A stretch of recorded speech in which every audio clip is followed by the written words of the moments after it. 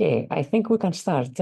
Okay, see, the audio is great. So, welcome everyone to the sixth workshop and competition affective behavior analysis in the wild. My name is Dimitros Kolias, and I am one of the organizers of this workshop. And the other organizer is Professor Stefanos Zafiriou, Dr. Irene Kotsia, Dr. Panagiotis Girakis from Hume AI, and Dr. Alan Cowen. So at first, I will give you a short introduction of what this workshop is about, and then we will continue with the competition. So these are the sponsors. I am from QMUL, Queen Mary University of London. Stefan Zafiriou is from Imperial College London, and Panagiotis, Panos, and Alan are from Hume AI.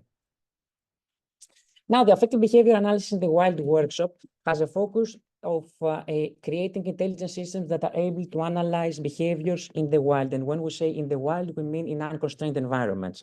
The aim is that we want to present what is the progress in recognition, analysis, generation, and modeling of all different modalities: audio, visual, body, gesture, speech, and text, and natural language, while embracing the most advanced systems available for such in the wild analysis and across modalities, let's say from vision to audio to speech.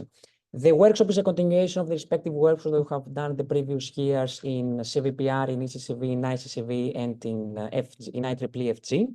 And in case you want to, you are very welcome if you want to participate in the new installment of this workshop and competition that is currently being done in ECCV. And here you can see what is the agenda for today's workshop. So the agenda is split into three different parts. In the first part, we have the oral presentations from the papers that participated and did very good approaches and ranked very well in the competition. Then we have a short break. Then we'll have the invited talk by Dr. Angelica Lim. And then we move to the second phase of this workshop, which is the pure workshop papers, the oral presentations. And at the final stage, we will have all the poster presentations will give a short oral, like a 2 minutes oral talk. And then we can all move on to the poster session that we can discuss in a little more detail about the posters.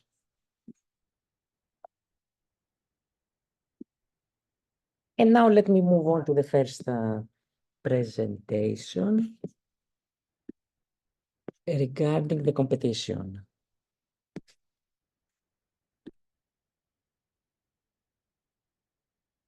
So the sixth affective behavior analysis in the wild competition, as I said, the authors of this paper, which we presented at the competition along with the baseline experiments, the baseline approaches, and also the participating teams' methods. It is myself, Panagiotis Girakis, Alan Cowen, Stefan Zafiriou, Irene Kotsia, Alice Bird, Chris Gagn, Chu-Chang Chao, and Wan Yu-Hu. So affect analysis is a difficult problem because emotion patterns are complex, time-varying, user and context dependent. The affective presentation is diverse, and this is something that we tackle in this workshop. We have the basic and the compound expressions. We have facial action units. We have dimensional cues expressed through the valence and arousal dimensions, and we have the emotional mimicry. And generally, the existing databases are very limited, either in the sense that they are in controlled environments, not in the wild, or their size is small, and the diversity across humans and context is also not great. The competition is split into the below these 5 challenges that you see. The one is the valence and arousal estimation challenge. Then we have the expression recognition challenge, which the aim of this challenge is that you want to classify the 7 basic expressions, and also another category called other, which includes different affective states that are not expressed in the 7 basic emotions, 7 basic expressions. We have 12 action units detection challenge, the compound expression recognition challenge, which is a new challenge that we incorporated in this installment of the competition. And the difference between the previous approaches is that the previous challenges, they are supervised. So this means that we are giving the labels to the participants, and they wanted to create a methodology tackling those 3 different affective tasks. But in the compound expression recognition challenge, we did something new. So we gave the data in terms of the videos, but we didn't give what are the annotations. And this was mostly a challenge so that we can see interesting approaches and how we can tackle the domain adaptation, domain generalization, or zero few shot learning, and so on. And the final challenge was the emotional mimicry intensity estimation one. Now, to give a little more detail about the datasets, the databases that we used into each challenge. In the Advanced Arousal Estimation Challenge, we used an augmented version of the AVWILD2 database, which AVWILD2 database is in the wild and audiovisual database consisting of 594 videos of around 3 million frames that are annotated in a per frame basis. This means that each frame has been annotated. In terms of valence arousal are two different emotional dimensions, descriptors, that are continuous. They range from -1 to 1. For valence, -1 means that it's a very negative emotion, affective state. 1 means that it's a very positive one. And arousal, when it goes to -1, it means that it's not aroused, it's not much activation in the affect. And 1 means that there is activation. And here you can see what's the 2D valence arousal space. Then in the expression recognition challenge, we used the pure AVWILD2 database, which, as I mentioned before, it's an audiovisual in the wild database. Here we had 548 videos of around 2.7 million frames, annotated again in a per frame basis in terms of the 6 basic expressions, the neutral state, and the other category that I mentioned previously that includes other affective states. And here you can see what is the distribution of emotions in each category. Next, we had the action unit detection challenge. Generally, a lot of those details, you will hear them again in the papers of the competition that will follow after this presentation. And again, here we use the AVWILD2 database. It consists of 542 videos of around 2.7 million frames, annotated in a per frame basis for those 12 action units that you can see in the table below. What are the action units, and along with the action that is that they correspond to, along with the total number of activated action units in each case. Then in the compound expression recognition challenge, we used a part of CXDB. CXDB is an audiovisual database in the wild, and the part that we used consists of 56 videos of around 28,000 frames that again are annotated in a per frame basis for the following 7 compound expressions that you see on the screen. So it is fearfully surprised, happily surprised, sadly surprised, disgustedly surprised, angrily surprised, sadly fearful, and sadly angry.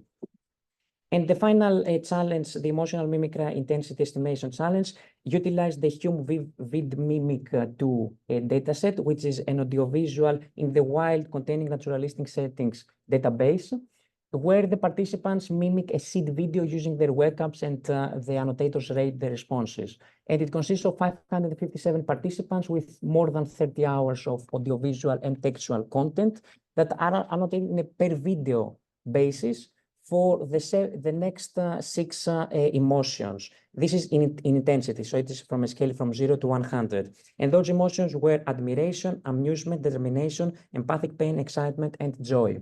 And you can see in the table what is the split into the train validation and test sets in terms of the videos and the total number of hours and samples that they consist of. And here you can see we have just put some small samples. I've never done it. They've just taken it on.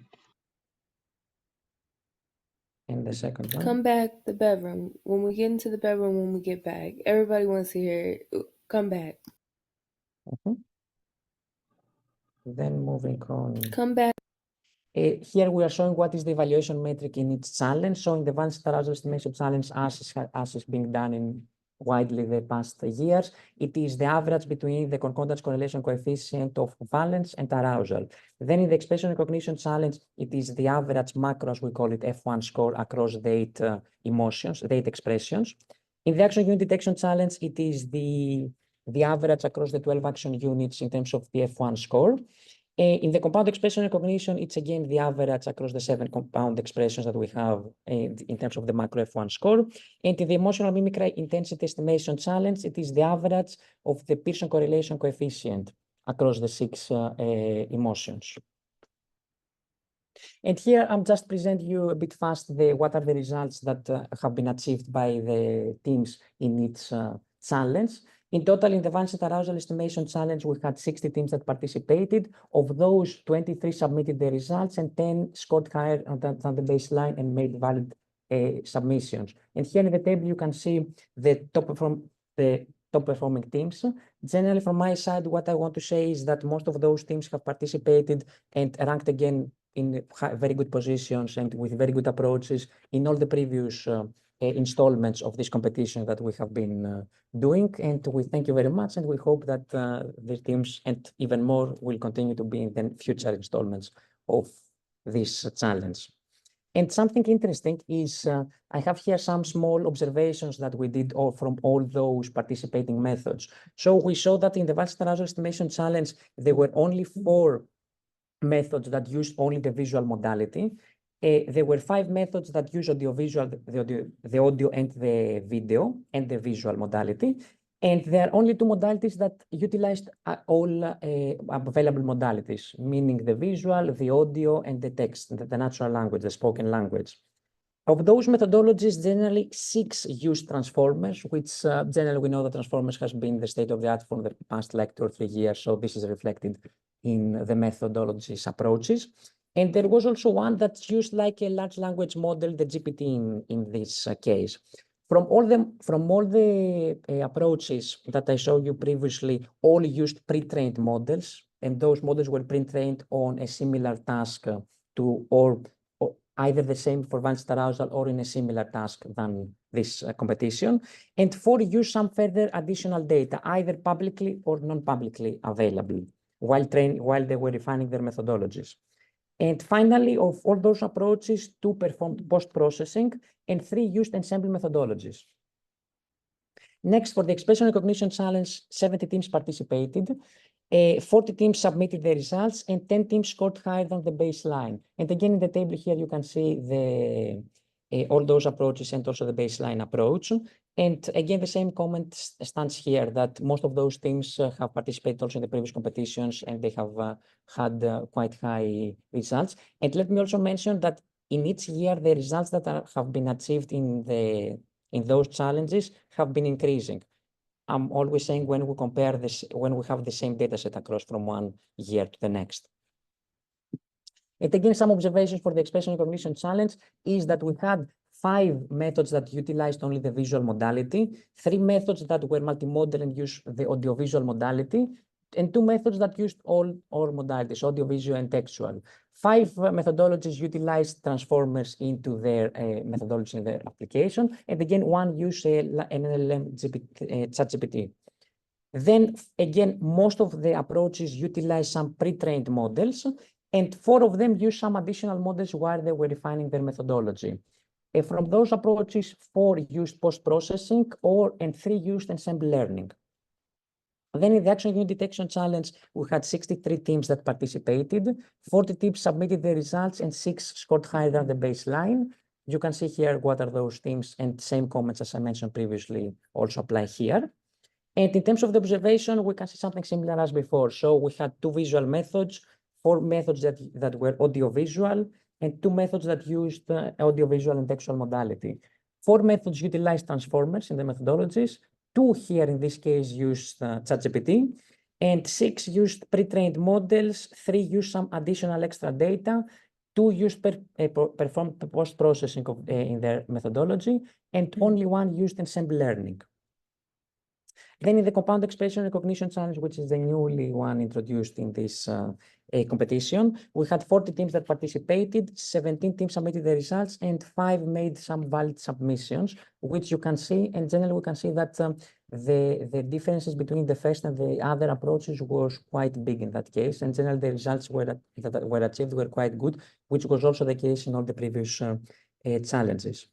And finally, we have the emotional mimicry intensity estimation challenge. We had 7 teams that participated and 4 teams that scored higher than the baseline and made valid submissions. And you can see here what are those teams. And in terms of observations that we had from those participating methods is that all teams used pre-trained model in those approaches. The audio, something that was a bit surprising is that the audio modality provides some better results compared to the visual modality. 1 team used only the audio modality and achieved the second best performance. And finally, all other approaches utilized multimodal models integrating various data types, and 3 teams used audiovisual modalities and 1 added also the textual modality. So to conclude, we had the 5 challenges that I described previously. The corpora was the AVWILE2 database in the first 3 challenges, part of the CX database in the 4th challenge, and the Hume Vid Mimic 2 database in the final challenge. And as I mentioned before, we're currently running the 7th installment of this competition. You are always free to participate. It would be great. Thank you very much. Are there any questions regarding this specific presentation? I guess not, but as I mentioned, so now we can move on to the next one. So Can you give the presenter of the paper leveraging the pre-trained multitask fit models for trustworthy facial analysis and affective behavior analysis in the wild? Can you present their cam? okay, I see. No, this one is a video. They are available online to answer any questions afterwards. Hello everyone, my name is Andrei Savchenko. I'm from Sberei Lab and HSE University. I would like to present you the results of our HSE motion team. One moment. So, yes, I need to mirror again.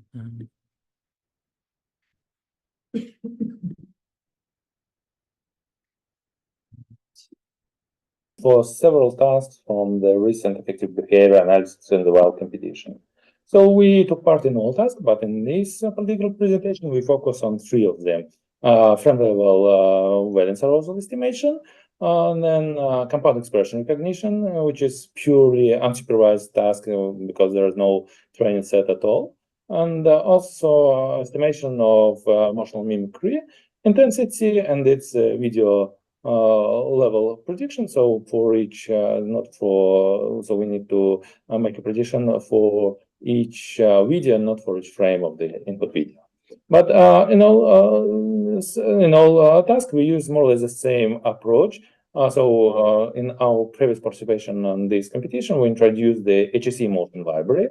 And then in this particular paper, we presented several new lightweight models for recent architectures like DDM, PEN, mobile FastNet, and so on. So first of all, we pre-trained the model to perform face identification using VGG Phase 2 data set. And in contrast to existing studies, we cropped the faces and removed hair, background to focus on the mimic and emotional part of the face. And after that, we fine-tuned the model on the AffectNet. And it was multitask training because we try to simultaneously predict parent and proposal and facial expression. And the loss function is a combination of weighted cross entropy and concordance correlation coefficient for valence and arousal. And after obtaining this model, we freeze them, so we don't fine-tune them on the data from affective behavioral analysis in the wild. We extract features or scores using this model, and then train a very simple classifier like logistic regression or multi-layered perceptron with one hidden layer or something like this, using the labeled training set from particular competition. Unfortunately, in compound expression recognition, there is no labeled training set, so that's why we have to use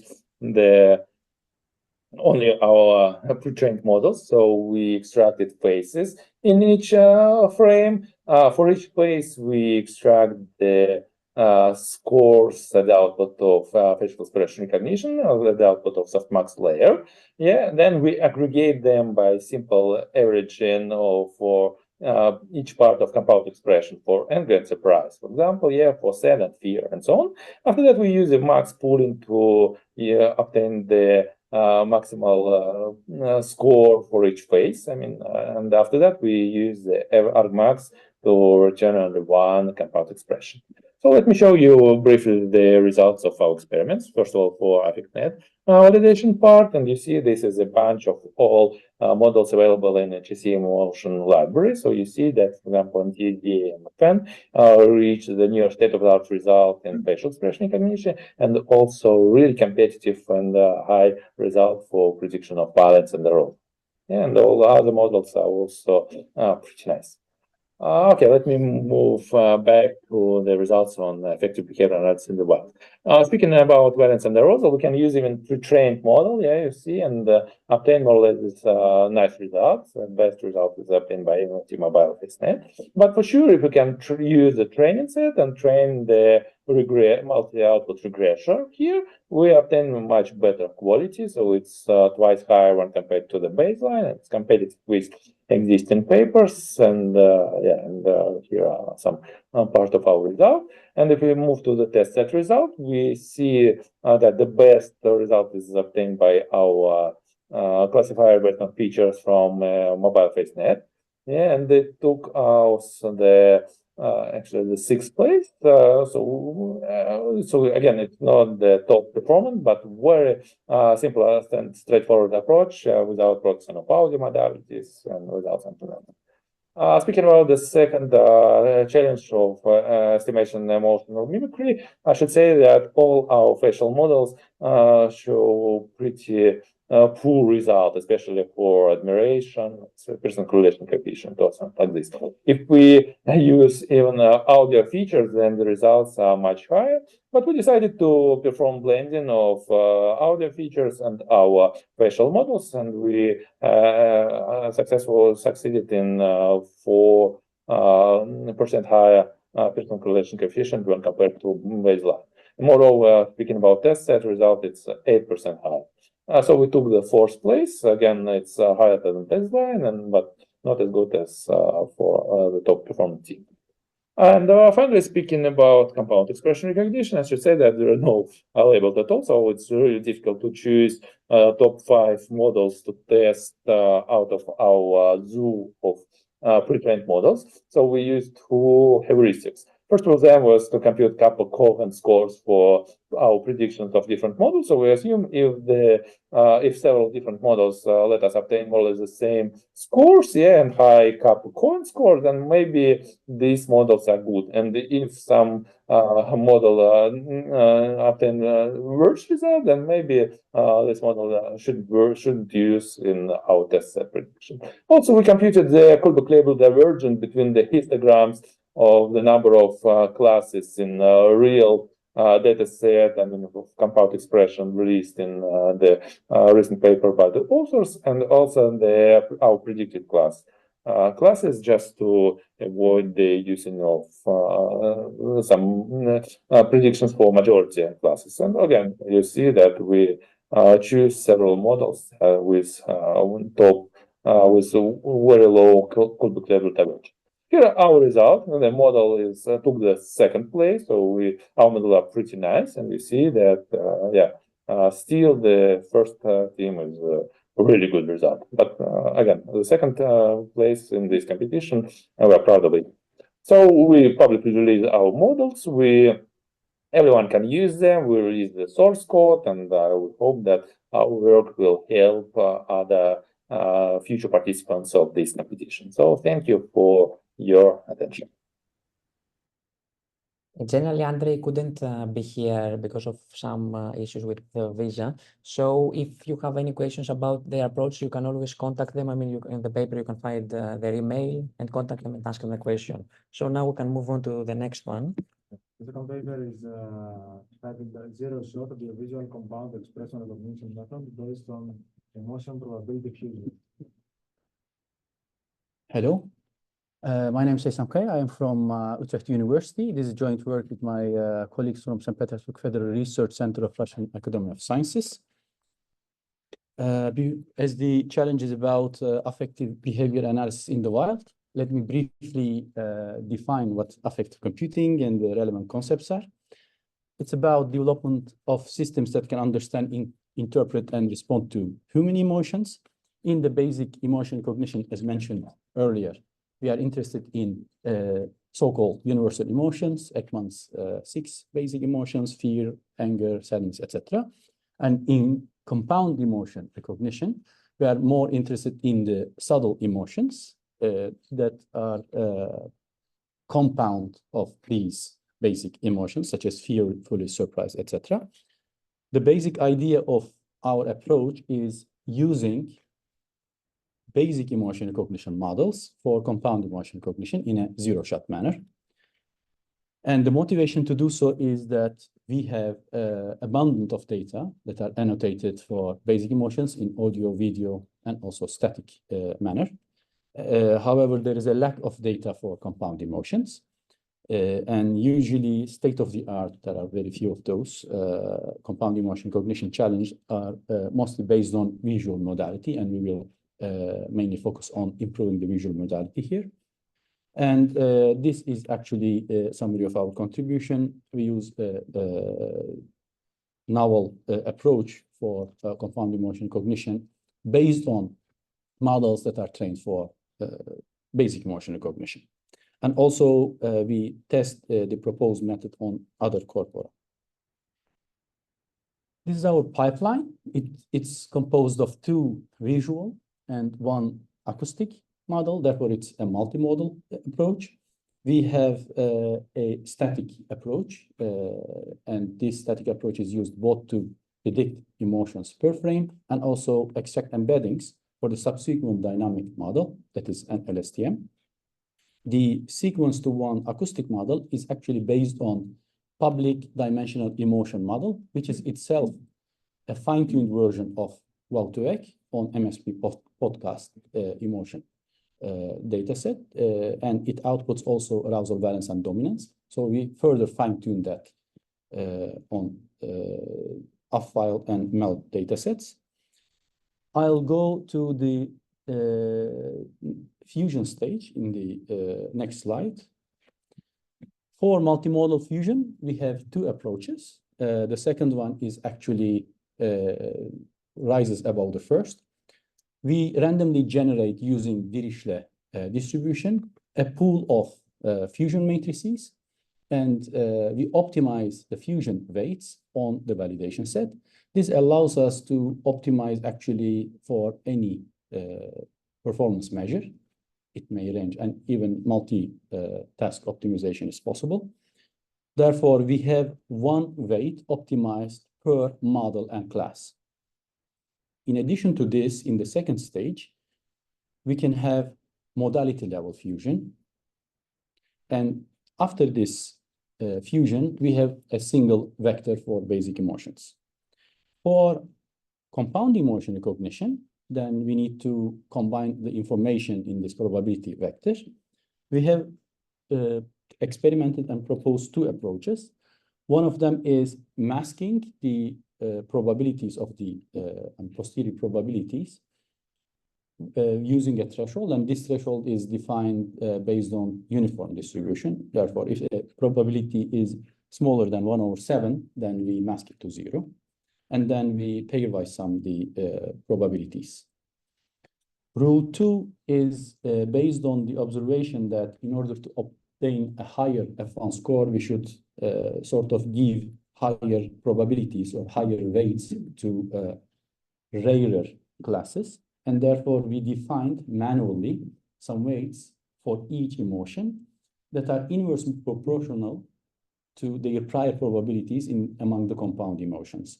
They sum up to 1 pairwise, but then the probabilities, for example, for surprise is low because we have many surprise emotions here.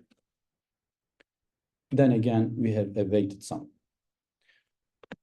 Using no rule is actually our baseline approach, but in the scope of the challenge, it's funny, but we didn't submit anything without rules.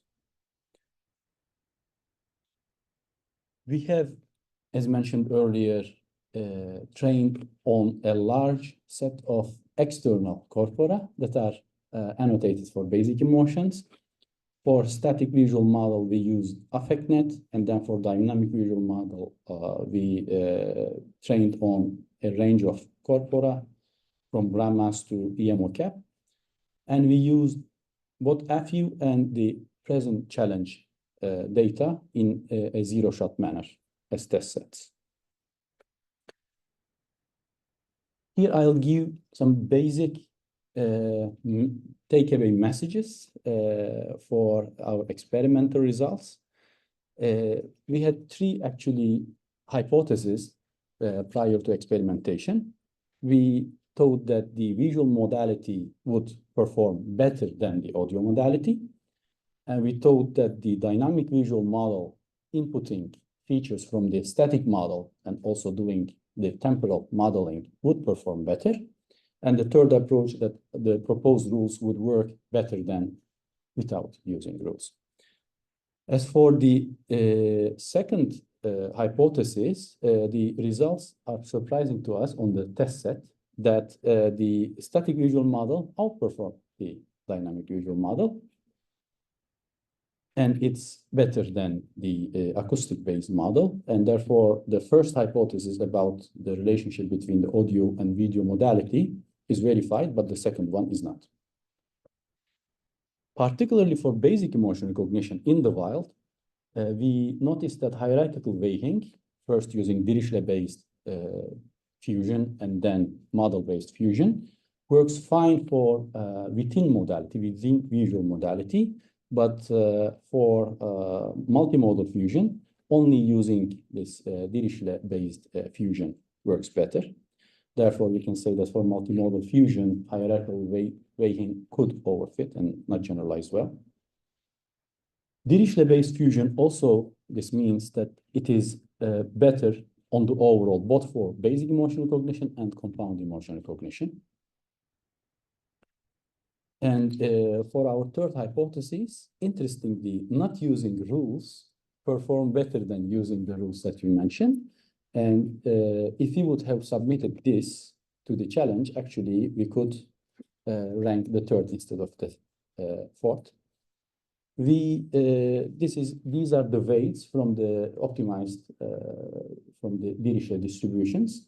We see that actually the models differ largely on their contribution to the final emotions. For example, the visual static modality mainly impacts the recognition of neutral, also happiness, while the dynamic model is mostly impactful on fear, on the recognition of fear, the acoustic model on anger, etc. To sum up, indeed, cross-corpus training using based emotion recognition for compound emotion recognition is suitable. And we found only one paper that was presented by Mr. Savchenko prior to this one, using also zero-shot learning based on clustering. And we are planning to use their clustering-based approach to further improve our approach. And we advanced, even though as part of the emotion recognition challenge, I mean, categorical emotion challenge, we didn't participate. We advanced state-of-the-art in F-file and FU corpora for basic emotion recognition. That's all. If you have any questions, I'm here. And further, you can ask Elena Yumina, who was the first author.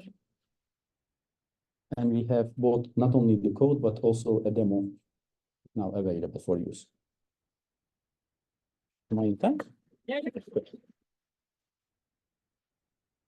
So are there any questions in the audience, either the ones that are attending here or anyone in the virtual and Zoom? If you have anything in the Zoom, you can always post your questions on the chat and we will ask it for you.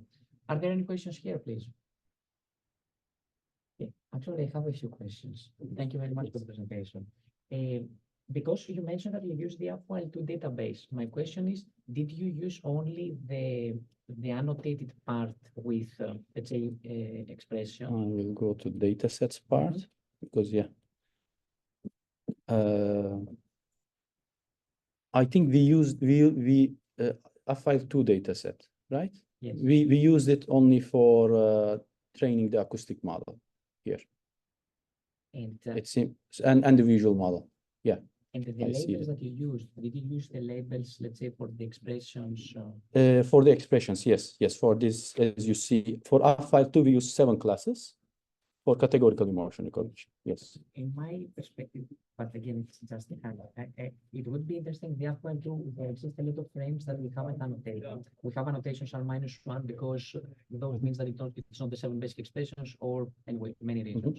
It could be interesting to check also if we use these in a, let's say, self-supervised or some supervised way to see how this would perform. On these unannotated words? Yes, yes. Ah, okay, To I'll call use them, this. you know, as a pre-processing Mhm. before you do them to your main methodology for as pre-training in a way. So training them in an unsupervised manner or to predict them Use them the either in a supervised or in a self-supervised way, Self-supervised. because maybe there exist compound emotions, we just don't have the label for them. Mhm. Okay, so we can apply the model or the system on the ones that are annotated as -1. Either this approach or before you create the model, Mhm. you can use those frames Mhm. in a supervised or self-supervised way. Self-supervised, okay. Yes. Okay. And one more, actually two more things, try to be quick. The one is, do you have, if you have like an answer, why the static model performs better than the dynamic? Can you feel Well, this would be the yeah, case? this is quite surprising, and this is the only that one of the two hypotheses that didn't. So considering the data sets, we used many, I mean, external data sets. We think that these may not be representative of the challenges of the in-the-wild conditions that this C-expressing DB would bring. Yeah, makes sense. Thank you very much. You're welcome. We have, sorry, we have We have- one more question. So is it possible to come, you know, to use the microphone so that everybody can hear? Thank you. Yeah, so it was a good presentation, actually. I have a question, like you mentioned that Dirichlet energy weighting was helped you, right? For dynamic and static. Yes, this one. Yeah, you mentioned that Dirichlet based and weighting was helped you in bettering static and dynamic, but not the hierarchical weighting. So the hierarchical way is actually one step on top of the Dirichlet. Yeah. So first we randomly generate matrices, and then we just apply this weighting to to get a single vector, and then we calculate the performance measure, and then we get the fusion matrix or randomly generated matrix that gives the highest performance for any measure. In this case, the average F1 score, and on top of that, we actually, it may be seen as overfitting, but then we try whether it's possible to do further model-based weighting. So that's the hierarchical. My question was like, did you use it like Dirichlet based energy for the multimodality? Yes, only multimodality. Because I know that Dirichlet energy is, or weighting is basically used for like node pair distances or something like getting the distances between two similarities, something like that. Here, no, we don't use Dirichlet energy, but Dirichlet weight. So we randomly generate, using Dirichlet distribution, we randomly generate vectors actually, and we concatenate them, and these sum up to 1, as you see here. So these sum up to 1 over models, and these are independent actually. So we generate this matrix using Dirichlet-based distribution per column. Okay. Okay. So I got just confused between Dirichlet because it gives the similarities. Okay, great. Thank you very much You're again. welcome. Thank you. The next paper is model multitask fusion for emotional mimicry intensity prediction.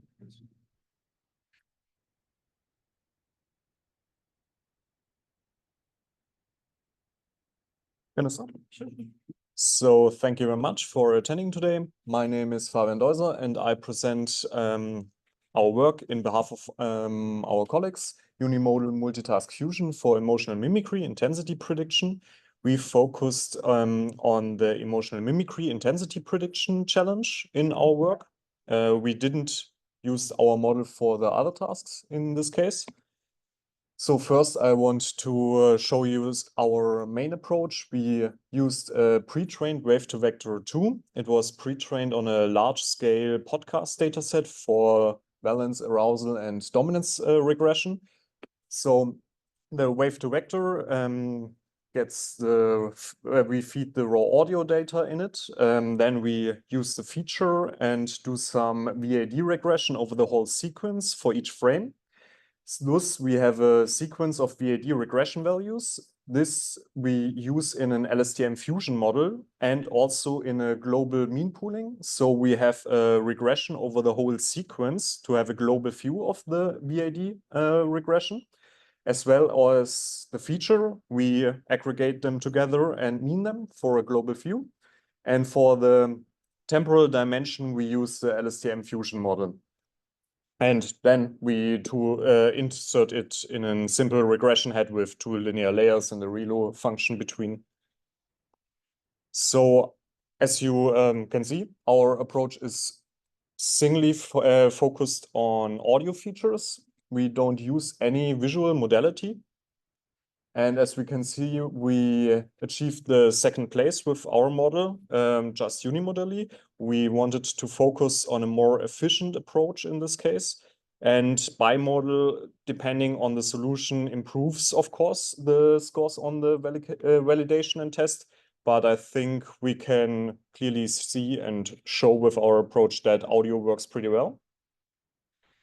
So some of our findings during our experimentation was that zero padding the audio and video frames were detrimental for our performance. That was one of the reasons why we choose to use an LSTM model. The other findings were, for example, as we use the correlation as a loss function, it leads mostly to a constant prediction that could be because of the data imbalances that I will talk to later. Also, we tried, of course, to use the visual modality with pre-trained ConvNext and Dino V2, but they mostly overfit immediately. And the use of other face detectors, all greater cropping areas, or also aligning the faces ourselves did not help in improving the score overall.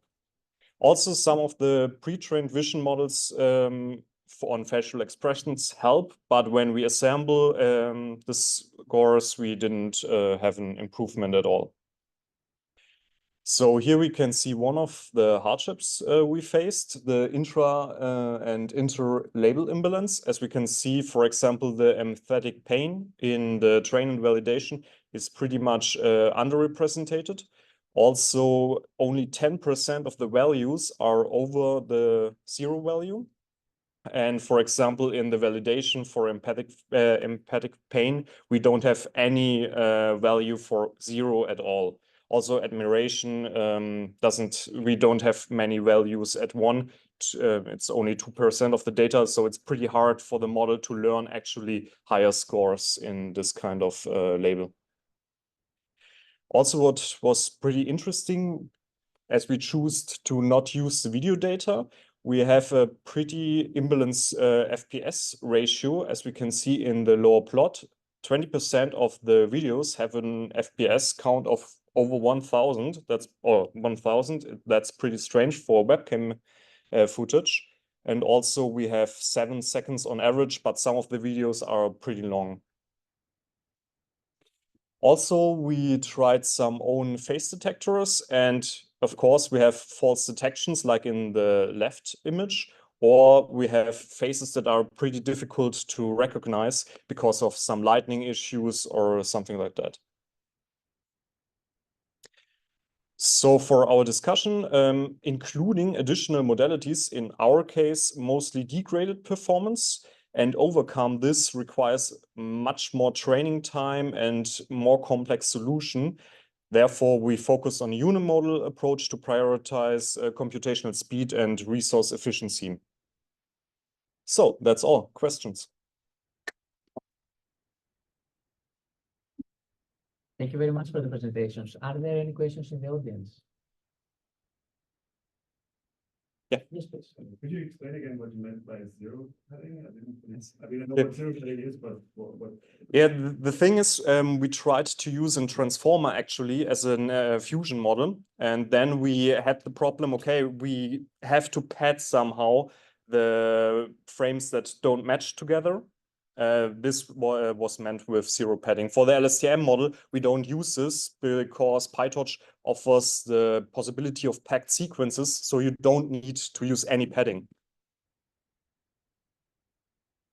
Any other questions? Can you go please to the slide where you saw your model? Yeah, of course. Yeah, so here you have the video regression and you have the input to the LSTM fusion along with the features of 1.2. Why is that? Did you try it like without the video regression and perform poorly? Like, Yeah, we usually- tried this in the paper. We have also results without the VAD regression, and it actually helped. So that was the reason why we included the VAD regression. The VAD regression was also pre-trained. This could be also some kind of reason why it helped. Okay, that's interesting. Also, you would expect the features to contain the information of the VAD. Yeah, I would think so as well, but it helped. So that was the main reason why we included it. Yeah. Yeah. Was the degradation of the zero padding significant in your experiments? It's so much that we choose to use the LSTM instead of the transformer. So yeah.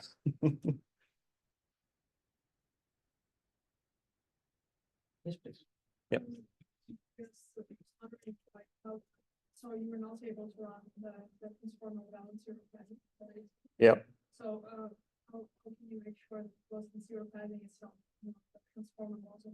And that's also a kind of problem with the transformer model, because most of the transformer overfit immediately, and also on the label imbalance, it's hard to use it. So it could be also one of the reasons. But we tried the zero padding also with the LSTM model, and it didn't help. So Yeah, I think that was it. Thank you very much for Thank the you. presentation again.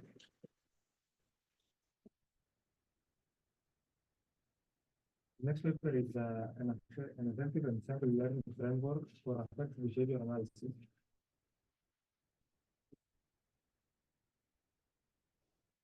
Hi everyone, my name is Wei Zhang. Thank you for to this talk.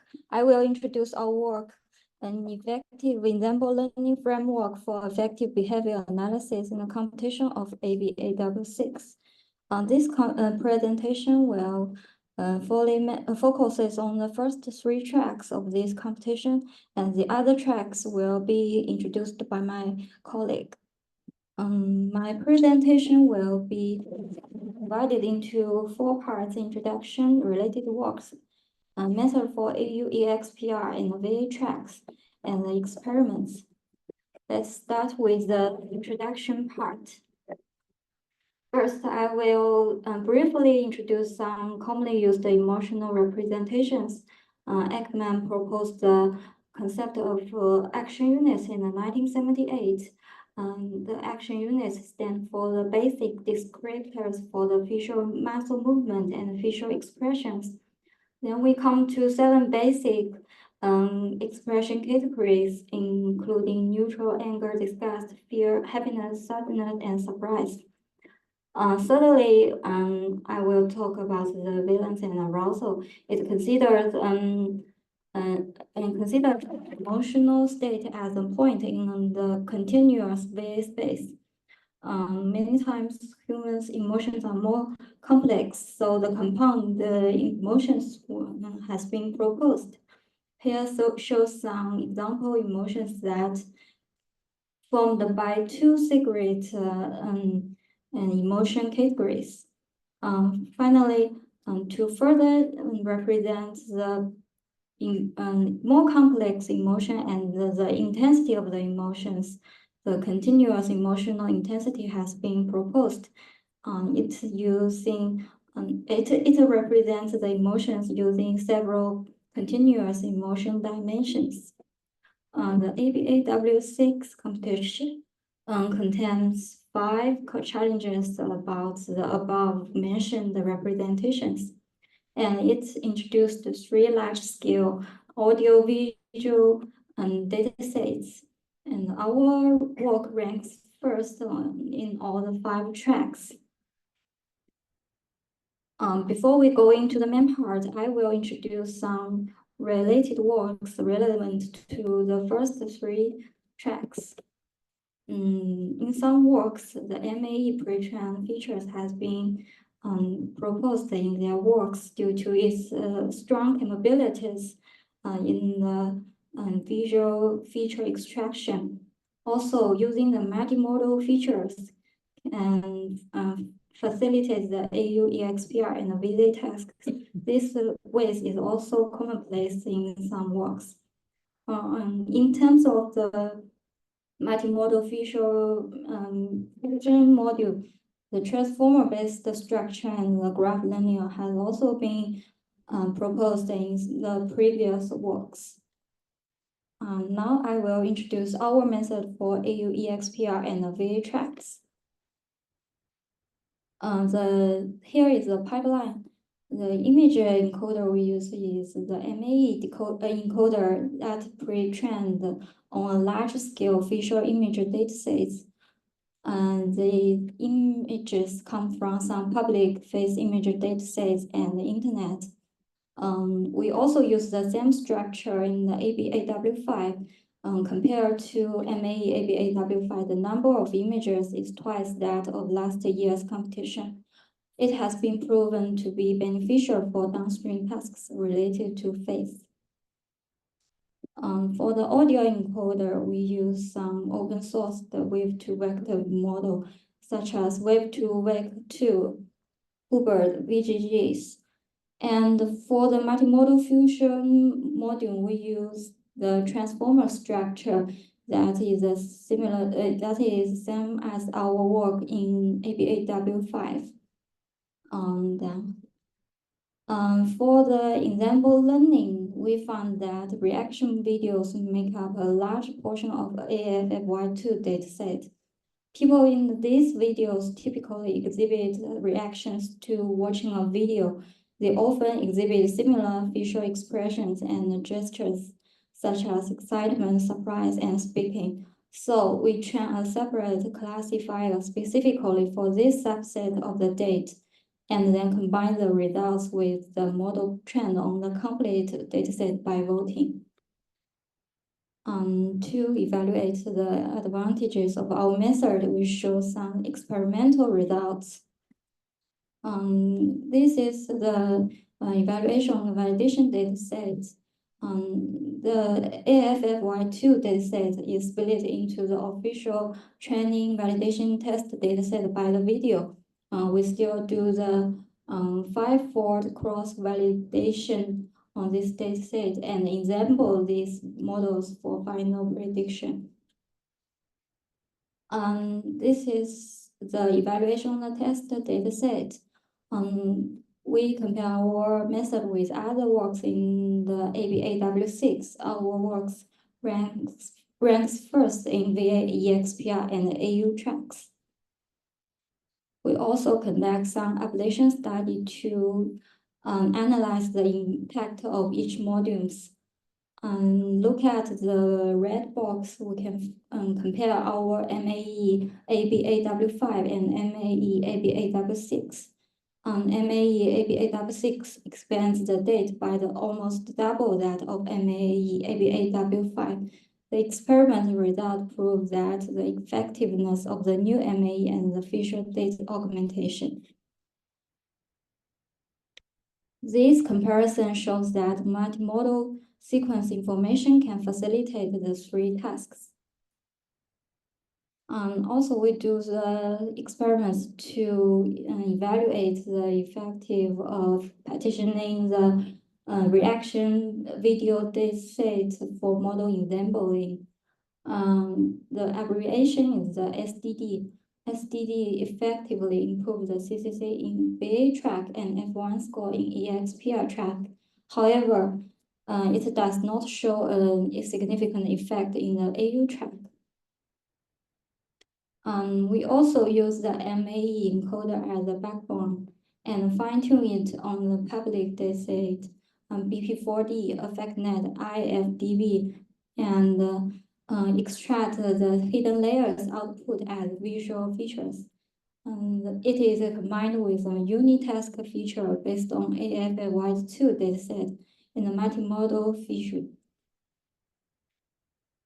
From the table, we can find that the visual features from the extra dataset can facilitate the VA-EXPR tracks, but the visual features from BP4D cannot facilitate AU tasks. This may be due to the differences of the data sample themes and the annotation rules of the BP4D. The dataset AF-WIDE2, AffectNet, IFDB are all in the wild dataset, but BP4D is in the lab dataset. Also, the combination of audio features of Hubert and VGGs are the most beneficial for VA and EXPR.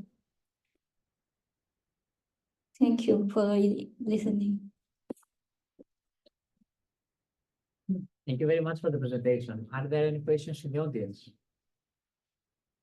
Yes, please. Just a simple question. For audio model, can you go to the one previous? So did you try in your pipeline all at the same time for the audio modality? Now you showed the foundation study, but so not only one embedding from the audio modality, but multiple. 他们 use them the same time. At the same time. Yes. Well, to acknowledge all at the same time. Yeah. Thank you very much. Any further questions? Yes, please. Thank you for your presentation. It seems that you use much extra data in your method. I'm very curious about how much data do you use? The MA pre-training process, we use about 4.5 million dates, and we have do the filter to filter some high quality images. Yeah. Any other questions? Yes, please. How big is the MA? So Just quickly wanted to ask how big is the model of the MA architecture in terms of number of parameters? the MA structure, we use the encoder part, and MAE base, and yes, variety base, yeah.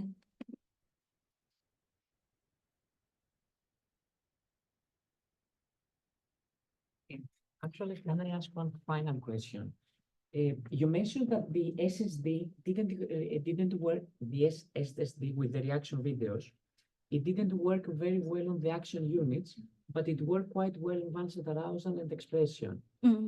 My question is, did you try to see on which action units it worked well, on which ones it didn't work? Because on average, maybe it didn't work very well, but maybe on some action units, it worked better.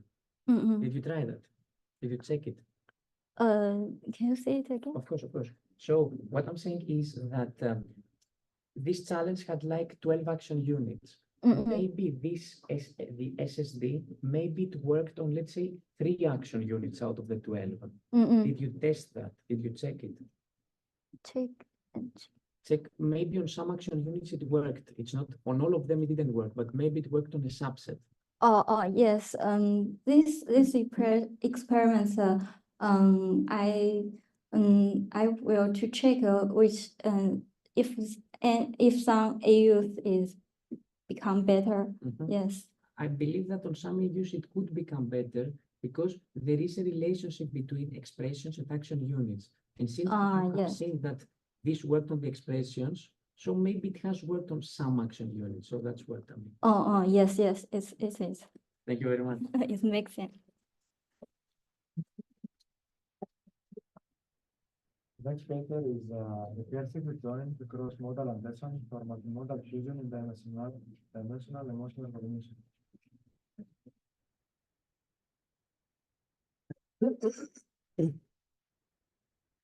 Yeah, hi everyone. I'm Praveen from Computer Research Institute of Montreal, and I'll be presenting our work, recursive joint cross-modal attention for multimodal fusion in dimensional emotion recognition. This will be the outline of my talk. First, I'll briefly introduce dimensional emotion recognition. Then I'll present the motivation behind the proposed approach and the proposed approach, followed by results and discussions, and finally conclusion. So dimensional emotion recognition is the problem of estimating the continuous regression values in the space of valence and arousal, and valence reflects the range of emotions from being very sad to very happy. And arousal reflects the energy or intensity of emotions from being very the passive to very active. So in this work, we have explored multimodal emotion recognition, where exploring these multiple modalities often provides complementary information. So if we can be able to effectively we capture the complementary relationship, we are often expected to outperform the unimodal approaches. So in this work, I have explored to fuse audio, visual, and the text modalities for multimodal fusion to estimate the values of valence and arousal. So most of the existing approaches, majority of the approaches where we can see the focused on modeling the intramodal relationships using LSTMs or self-attention mechanisms. And there are quite a good number of approaches in the literature which focus on cross-modal attention using transformers as well. But the main motivation in this work that we have explored how to effectively model the synergic intra and intermodal relationships across audio, visual, and the text modalities for dimensional emotion recognition. So this is the overview of the proposed approach, where given the video stream, we pre-process the video to extract the individual modalities of the cropped and aligned images and spectrograms and the text data. And we feed these modalities to the encoders, followed by temporal convolutional networks to obtain the deep feature representations. And then we feed these deep feature representations to the fusion block, where in the fusion block, we have 3 modules, where for each modality, we have a joint cross-modal attention block. And for this block, we feed the deep feature representation of the individual modality along with the joint feature representation. And the output of this block will be the attended features. And these attended features are again fed as input in a recursive fashion to the fusion block. By doing so, we are able to obtain more refined feature representations. And finally, the final attended features are concatenated and fed to fully connected layers to estimate the values of valence and arousal. So these are the 3 joint cross-modal attention blocks for each of the modalities, where, as I mentioned before, the input or the deep feature representations of the individual modalities and the joint feature representation. So I'll go into the details of these blocks. So, first we estimate the correlation across the joint feature representation and the feature representations of the individual modalities. So this cross correlation, it will help to understand the semantic relevance of intra and intermodal relationships as we are using the joint feature representation here. And based on this, we estimate the joint cross attention weights. And then we use those joint cross attention weights to estimate the attended features. And as I mentioned before, and these attended features are again fed as input to the fusion block in a recursive fashion to obtain the recursive attended features. So this is the experimental setup and the dataset. I think we already know these things, so I skip this slide. And these are the backbones that we used in our setup, where for visual data, we used ResNet 50 pre-trained on MS Celebolem dataset. And for audio, we used VGGNet, which is pre-trained on audio set dataset. And for text, we used the BERT features. And the layers of these backbones are gradually fine-tuned along with the fusion model. And we did some ablation study with for the proposed recursive attention, where we did with multiple recursions. And we can observe that beyond a certain like number of recursions, the model seems to be like overfitting. So we got the best performance at 3 recursions. And this is the results in comparison to state of the art with the relevant methods. And so this is on the official validation set. So here we see that we don't have the good results on validation set and the official validation set, but we did six-fold validation where we got better results in other folds. So this is the results on the test set. We achieved second place in the valence arousal challenge track, and the message here is so in this work we mainly focused on modeling the intra and intermodal relationships. So it is worth mentioning that we did not use external data sets for training the backbones, or though we have used pre-trained models, and we did not use ensembling methods as well. So in conclusion, I would say that that in this work we propose recursive joint cross-attention framework where we try to effectively to model the synergic intra and intermodal relationships across audio, visual, and text modalities, and by introducing the joint feature representation in the recursive fusion and including the recursive fusion, we are able to simultaneously enhance the feature representations of the individual modalities. And finally, we can see that by effectively by modeling the intra and intermodal relationships across multiple modalities, we can be able to significantly improve the multimodal performance. And thank you so much for your attention. And if you have any questions, you can ask me. Thank you very much for the presentation. Any questions in the audience? Yeah, actually, I have one question. Yeah, sure. Because you mentioned that you utilized also the textual modality, the natural language. Yeah. So did you just do transcription, or did you try something more elaborate, let's say summarization or something like this, so that you give like more of a summary rather than? No, I didn't use any summarization. I just used the existing text data and feed that to the BERT model and extract the features. And I'm not sure if I saw it correctly, but what is the importance? Like how good was the textual modality? How did it adapt? Yeah, So what we have observed, textual modality didn't help in both cases, valence and arousal. It helped, I think, for arousal, but it didn't give much improvement in terms of valence. So I think there's a lot more scope to explore. I think, yeah, that's a good question. Yeah. Thank you very much. Yeah, it's okay. Thank you very much for the presentation. It's interesting because usually you would expect that text modality would improve the valence rather than arousal. And in our case, also the acoustic modality didn't help with the arousal in the same trial. Just one thing, as shown by the previous speaker, there were many videos where actually the person of interest was watching another video. Yeah. So the actually sound would come not from the person of interest, but from the video. Yeah. So did you apply any pre-processing such that the text from those cases where the person of interest was not speaking would be filtered out? Or just You mean for the text data? Or? yes, text data. Or acoustic data. No, I did not do any pre-processing. So you would use the text transcriptions of actually the videos that are being watched. Yeah.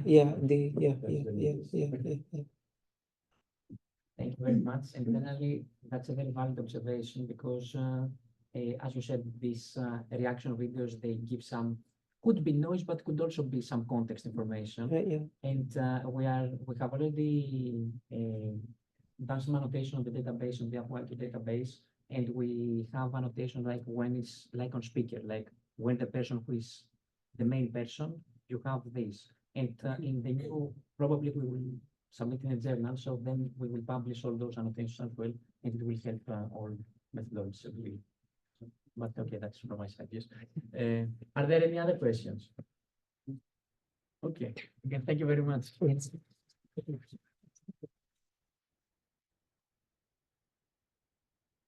The next paper is CCA transformer cascaded cross operation based transformer for facial analysis in multimodal.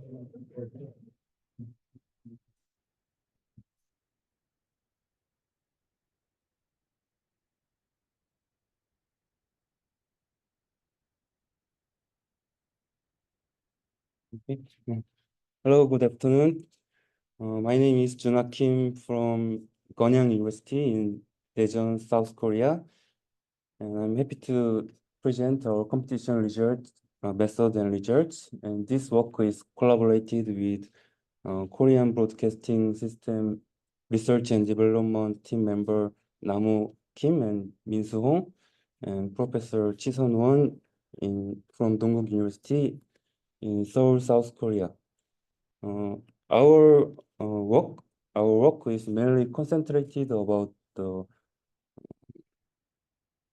fusion the multimodal data using the cascaded cross attention within transformer-based model to enhance the performance for facial analysis.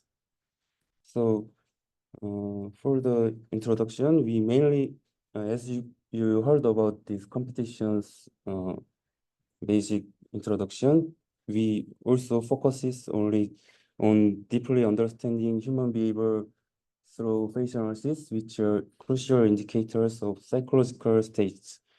And we participate 3 parts of the competition task, expression and balance arousal and actual units. And as I introduced in the first page, we mainly concentrated about the fusion of the multimodal data. So we will introduce about it. And our main method is divided in two steps. The first one is the feature extraction, and the second one is fusion and integration method. For the feature extraction, we follow up the previous competition winners method, and it's very similar to the method. We use the SIM-MIM model for the visual feature extraction and wave-to-back model for the audio feature extraction. And next steps, we adopt the cascaded cross attention mechanism for the integrate the features of visuals and audio.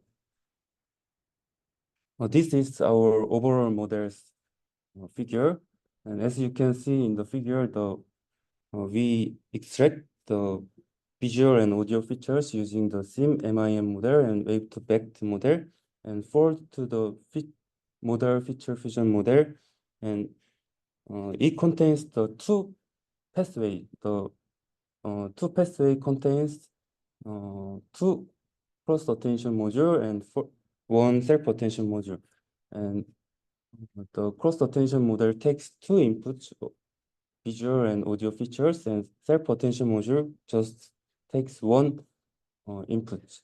So we connect to next cross attention model cascadely and weighted sum of each pathway.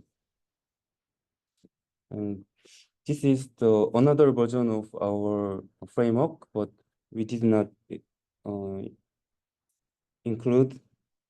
we did not experiment very well because of the limitation of computation power and limitation of the time. But design such like the figure, we can cascadely connected the output of the cross attention or the self attention module.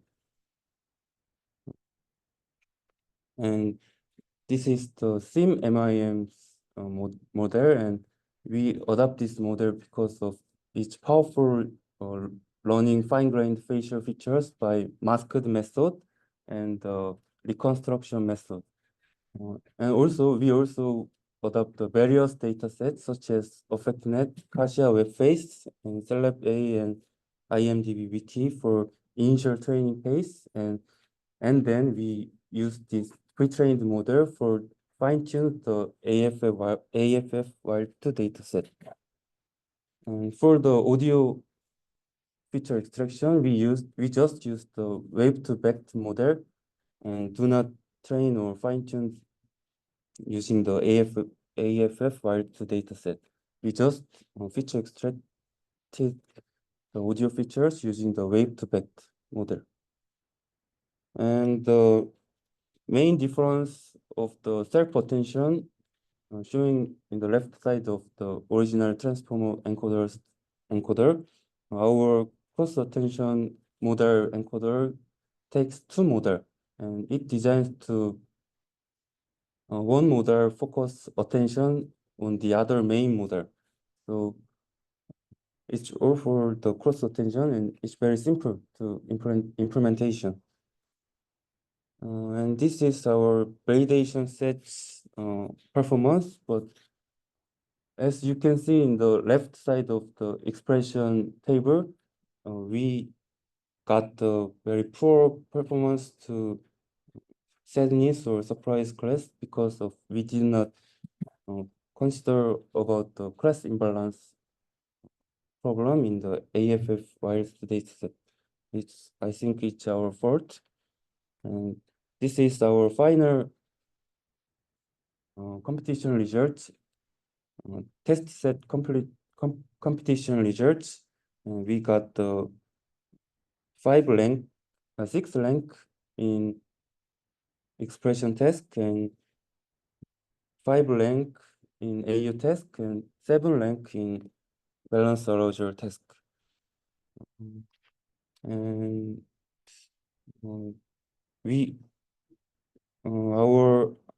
our team think this kind of cascade cross attention mechanism effectively well, and it really works, and it has a significant performance improvement. And I think if we do some kind of ensemble learning or post-processing, we can get the better performance, but we do not because of the time. So it's all for my presentation, and thank you. Thank you very much, Kapsalita. Oh, Are there any questions in the audience? A couple of questions. In the expression recognition task, because you mentioned that it's imbalanced, yes. did you try to do any weighting strategy or something? Because the results on some expressions were very good, and Yes. some others not very good. So did you try any such method? We have some very powerful server to train the model, but in the middle of the competition, the server is worked out, so we do not very do many experiments for the competition, so we did not consider the weighted method. I see. Maybe in the next competition, yeah, you can try it. Okay, thank you. Thank you very much again. Thank you. The next paper is AUD PGN advancing action joint detection with temporal convolution and GPT-2 in wide audiovisual context. This will be an online presentation, so I have a pre-recorded video that I'll play right now. Our work is titled AUD-TGN, Advancing Action Unit Detection with Temporal Convolution, and GPT-2 in Wild Audiovisual Context. I am the presenter, Zhang Zerui. I will introduce our work in 3 parts: introduction, proposed method, and experiments. First, let's look at the introduction. Affective computing applications require accurate detection of facial expressions, involving subtle facial muscle movements indicating various emotions. Traditional action unit, detection methods face significant challenges, relying heavily on manual annotations and limited dataset variability. This restricts their scalability and robustness in real-world scenarios. To address these limitations, the 6th Affective Behavior Analysis in the Wild, ABAL, competition has introduced the Action Unit Detection Challenge. This challenge encourages the use of advanced pre-trained models, and innovative data augmentation techniques to improve the detection of 12 specific action units, Os, by focusing solely on O annotations for model refinement. This challenge aims to develop specialized models excelling in O detection, helping technologies like human-computer interaction systems better interpret and respond to user emotions. The goal of this challenge is to detect specific action units in facial expressions. O's are defined as distinct facial muscle movements correlating with particular emotions. The task involves developing models to accurately identify the activation of 12 O's, AEU1, AEU2, AEU4, AEU6, AEU7, AEU10, AEU12, AEU15, AEU23, AEU24, AEU25, and AEU26 in each frame of a video. The model processes input frames to detect these O's, testing its ability to analyze subtle facial movements and accurately identify the corresponding O's. This framework evaluates the precision of neural networks in detecting facial expressions and their capability to handle complex temporal sequences effectively. To support this task, we utilize the AF-Wild2 dataset, a large-scale dataset for affective computing. It is used for detecting facial O's, expression recognition, and valence arousal estimation. The dataset consists of audiovisual recordings collected in the wild, with 542 videos encompassing approximately 2.7 million frames. Each frame is annotated for the 12 specific O's, ensuring diverse and comprehensive coverage of facial expressions across different conditions and environments. To measure the accuracy of the O detection models, we use the F1 score, which considers both precision and recall. It is the harmonic mean of precision, the ability to correctly identify positive instances, and recall, the ability to find all positive instances. For this challenge, the average F1 score is calculated across all 12 O's. The F1 score ranges from 0 to 1, with higher values indicating better performance, ensuring a balanced evaluation of the model's ability to detect each O accurately. In this study, we introduce a novel framework that enhances the processing of audio-visual data for O detection. Our contributions include enhanced audio-visual feature extraction and sophisticated cross-modal integration. First, we improve audio feature extraction using MEL frequency Kepstrel coefficients, MFCC, and log-MEL spectrogram features, enriched through a pre-trained VGISH network. For visual features, we utilize an ARACNet model pre-trained on facial datasets. These enhancements ensure robust and detailed representations, improving O detection accuracy. Second, we employ temporal convolutional networks, TCN, to meticulously extract and analyze time series characteristics within each modality. Cross-modal information is then integrated using a fine-tuned pre-trained GPT to model, facilitating sophisticated and context-aware fusion of the multimodal data. This comprehensive approach enhances overall detection accuracy and provides a nuanced understanding of emotional and behavioral expressions in real-world scenarios.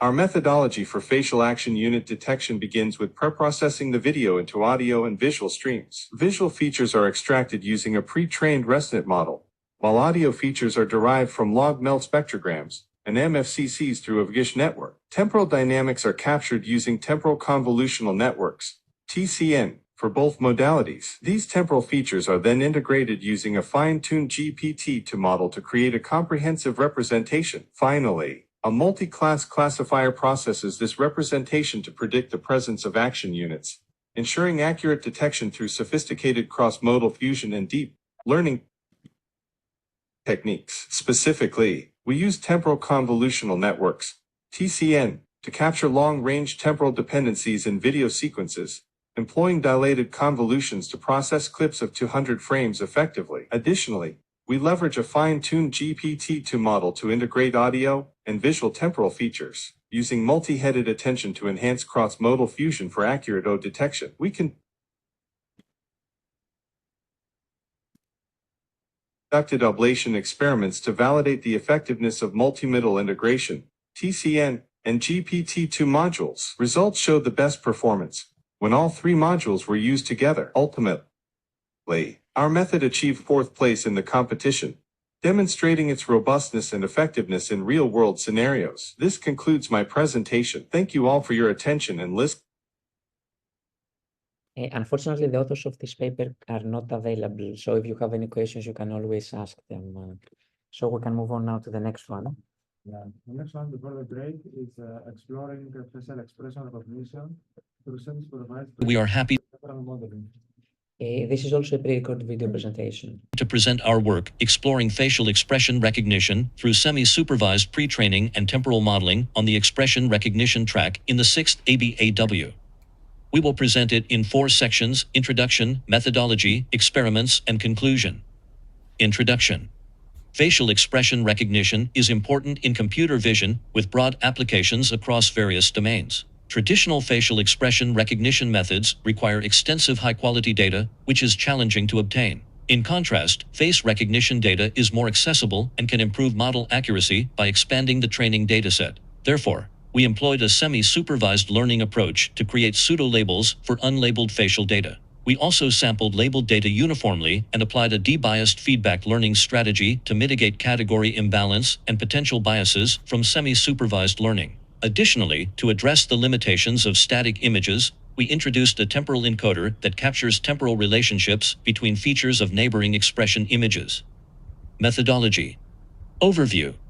As shown in Figure 1, our approach improves facial expression recognition in 2 phases using a variety of techniques. The first stage is the spatial pre-training phase, which uses semi-supervised learning to augment the FER dataset by using facial recognition FR data. We use 2 networks with the same structure but different weights, one for the teacher network and the other for the student network. Also, we used the bias methods to improve the networks. This involves comparing biased FR data unlabeled with biased FER data labeled to create pseudo-labels, which the student network uses to learn from the FR data and adjusts based on feedback. In the temporal refinement stage, we use the student network to extract features, incorporating a temporal encoder to analyze feature relationships over time and mitigate bias from static images. This encoder also aggregates data from adjacent frames, enhancing the temporal coherence of video segment features. Semi-supervised training. This phase focuses on extending the FER dataset by using the facial recognition FR dataset using semi-supervised learning. In this phase, 3 main components are included: teacher network, student network, and debiasing mechanism. Student network. To improve expression recognition, the student network utilizes the large-scale unlabeled FR data. During training, it employs pseudo-labels generated by the teacher network. The training process aims to align the conditional classification distributions of both networks for the unlabeled FR data, facilitated by the LU loss function, where theta S is the parameter of the student network and the CE denotes the cross-entropy loss. Teacher network. The learning of the teacher network requires a sampling module to ensure a balanced category distribution of the FER dataset. The learning process integrates 3 specific types of loss functions: supervised loss, consistency loss, and feedback loss, which together provide effective guidance for the teacher network. For the supervised learning, aimed at minimizing the supervised loss function on a balanced and labeled facial expression recognition dataset, the supervised loss function LS is formulated as follows. For consistency learning, the teacher network requires that the original image and the corresponding image after data augmentation have close class conditional distributions, and the consistency loss function LC is as follows, where the August denotes strong data augmentation. For the feedback learning, the process involves estimating feedback based on cognitive discrepancies between the FR and FER datasets. The feedback loss function LF is given by, where the definition of the feedback coefficient F can be expressed as. The F is denoted as the dot product of 2 terms. First term, the gradient of the new student network on the debiased FER data. Second term, gradient of the old student network on biased FR data. Debiasing mechanism. Positive feedback coefficients are obtained if the student network run on the FR data has the same gradient direction as run on the FER data. Conversely, a negative feedback coefficient is obtained if the student network running on FR data and running on FER data have opposite gradient directions. This prevents the teacher network from adjusting and suggests the use of the opposite gradient direction. Thus, feedback is a key signal that can retroactively influence the effect of teacher network parameters on the gradient of the student network to extract unbiased features. Temporal refinement phase. The temporal refinement stage improves the robustness of dynamic expression recognition by using a temporal encoder to capture temporal relationships among image features. It addresses feature bias in initial static images, aggregates information from adjacent frames, and improves the smoothness of feature representation in video clips. Experiments. Dataset. The FER dataset uses AFWILD2, AffectNet, and EXPW. The FR dataset uses MS1MV2 data. Ablation study. To validate our method, we conducted ablation studies on each component and strategy, with results shown in Table 1. The semi-supervised learning technique improved recognition performance by 16.96%. Further dataset augmentation could improve accuracy. Additionally, incorporating the temporal encoder increased accuracy by 2.2%, highlighting the value of temporal learning. Ultimately, post-processing led to a final accuracy rate of 44.43%. In the 6th ABAW competition, our method achieved an excellent third place in the official test set. Conclusion.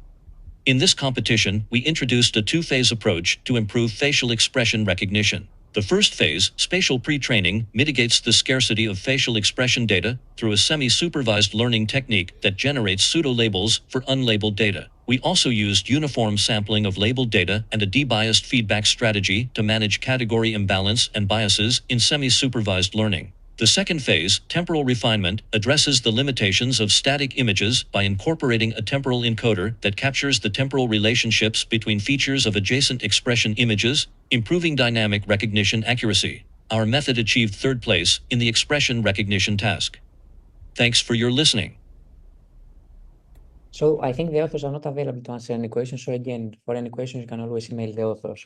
And with this one, we conclude the first part of this workshop that had to do purely with the competition papers. Now we can have one short break. Now let's say it's 3 o'clock. So let's be back after 10 minutes, so 10 past 3. And then we will start again with the invited talk by Dr. Angelica Lim, and then we'll continue with the rest of the papers that are purely for the workshop. See you in a bit.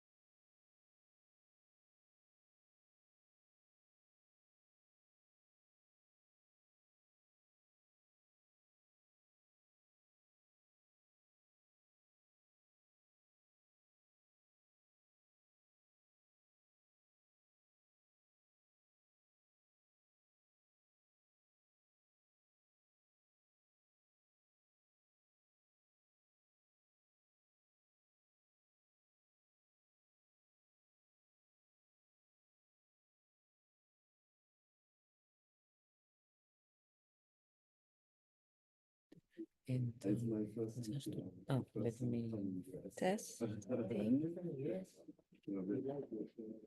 amazing, but I also didn't like, like in movies. Everything's large, everything's crazy. so that we can see. You can see like it's a little bit like GTA. Sometimes. And video things like pickups driving around US American radio.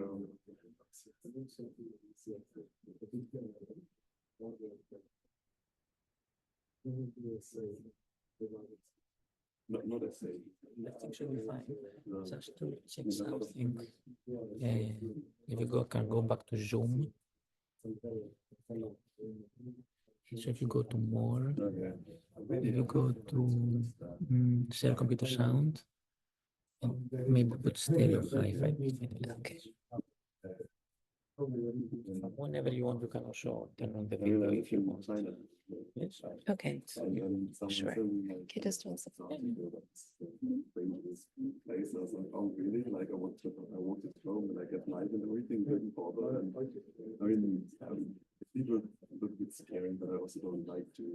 Still people, right? Because I don't like going around them and being like these animals and shit. And stuff. Yeah. That's what I realized when they sent me the article. I didn't know. So if you go, for example, like someone and takes the phone and start running. Start bouncing without any reason. I mean, you can. Yeah.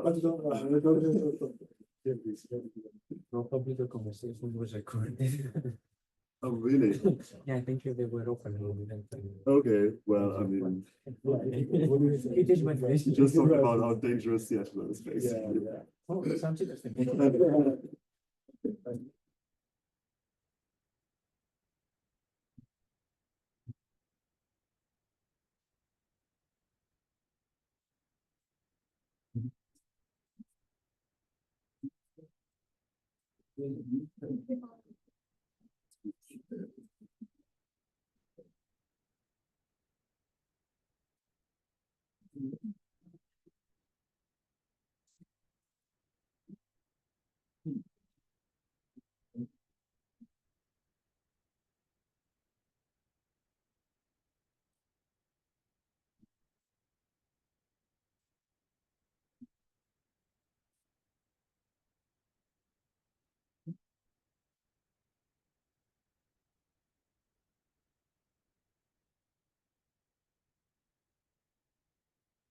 Okay, so I think now we can start again, and it is my great pleasure to present you here the invited speaker that we have in this workshop. It is Dr. Angelica Lim, who is the director of the Rosie Lab and an assistant professor in the School of Computer Science at Simon Fraser University.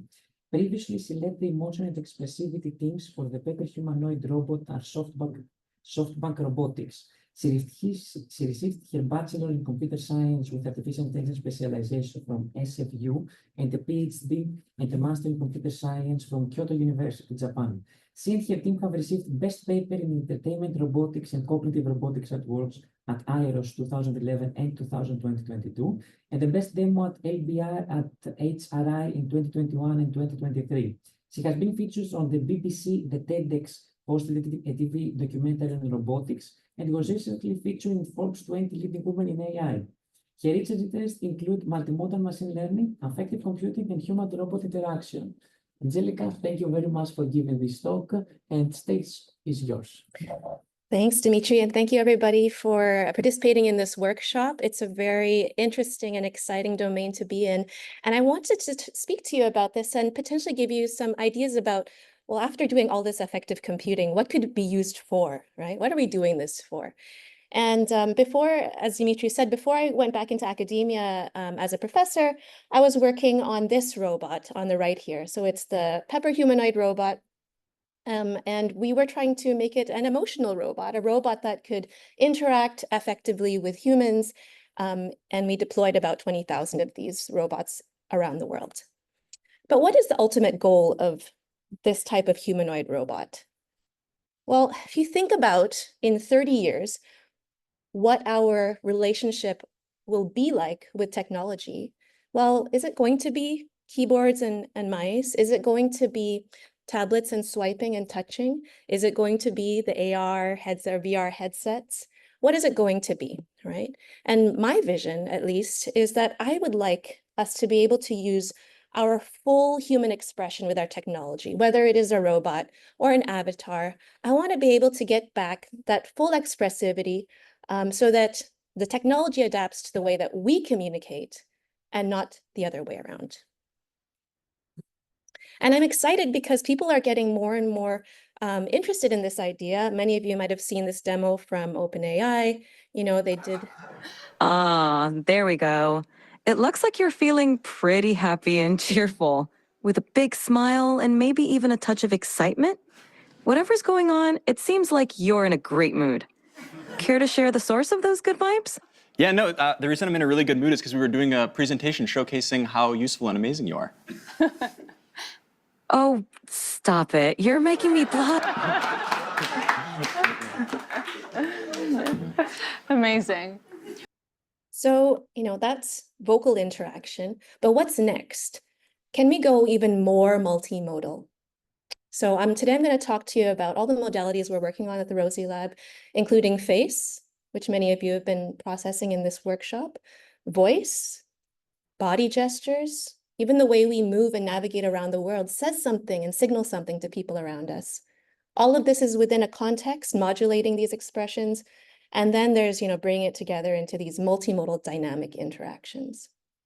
So let me just give you an example of what I mean by multimodal social signal processing. And I'll talk about multimodal conversational turn taking. And so in those demos, right, these AI assistant demos, you might have noticed that when people speak to their AI assistant, they have to speak in a way that they have no gaps between what they're saying, because otherwise it's going to interrupt them, right? So this was some work that's quite a bit from before, but I'll show you how we try to tackle this problem, the interruption problem.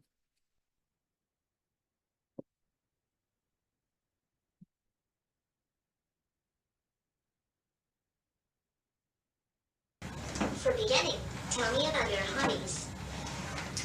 My hobbies. As a hobby, I really like to draw, and actually I'm having a class lesson on the Tuesday. Okay.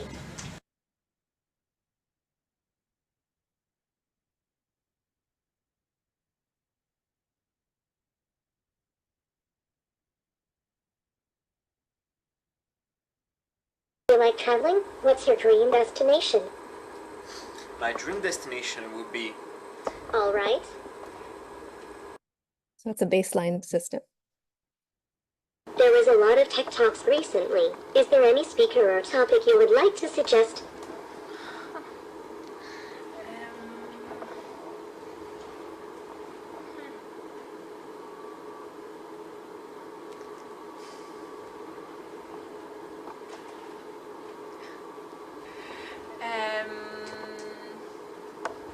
Antonio from our project Cares.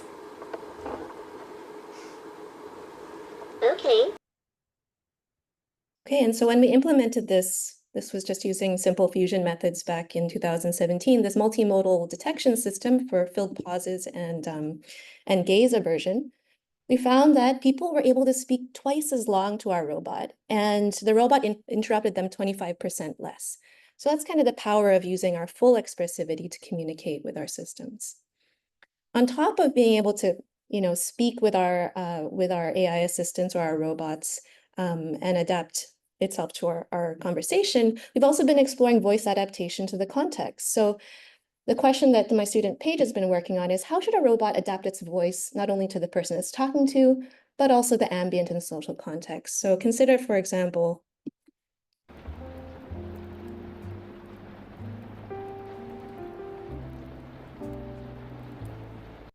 so if I can detect this kind of music, maybe I would speak in a different way. And that might be different than in a very exciting restaurant or even in a nightclub. So what Paige did was she collected a lot of this data over Zoom during the pandemic with sounds in people's ears and backgrounds in different locations, and tried to understand the different types of voices people were using in these different acoustic environments. And here's some examples of the voices she was able to generate based on this human data. This was the baseline.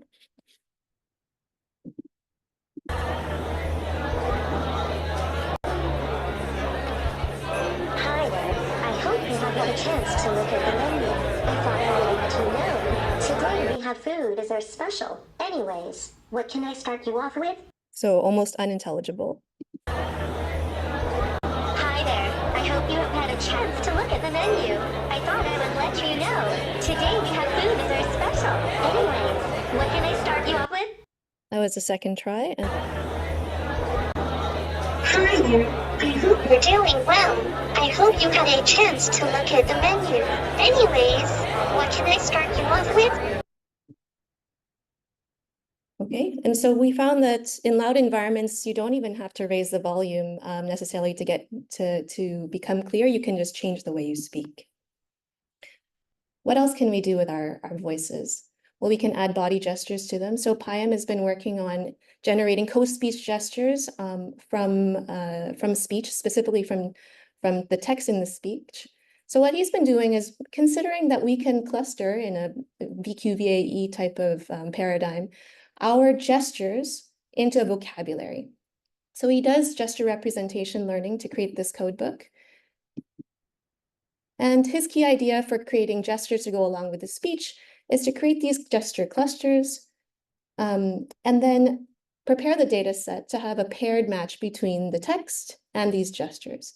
And then essentially perform machine translation from English text to this gestural language. And the result is much more closer to ground truth distributions of these gestures. I'll give you an example. Oh, okay. Well, okay, whatever. And I was just like, why have you done this to me? Why did you just disappear? Why did you stop talking to me? And like years later, like a year, 2 years, maybe a year and a half, I can't remember exactly. And like the friend that I ran into was like smiling a lot. And I was like, you never liked me this much. Why are you why are you so friendly right now? And there was in one series like I can't remember what it was the Mr. Monday series or the weekday series or whatever. Kick you 5 times without you even noticing. But the thing is that if you've actually fought people, if you've actually done stuff like Thai kickboxing or things like that.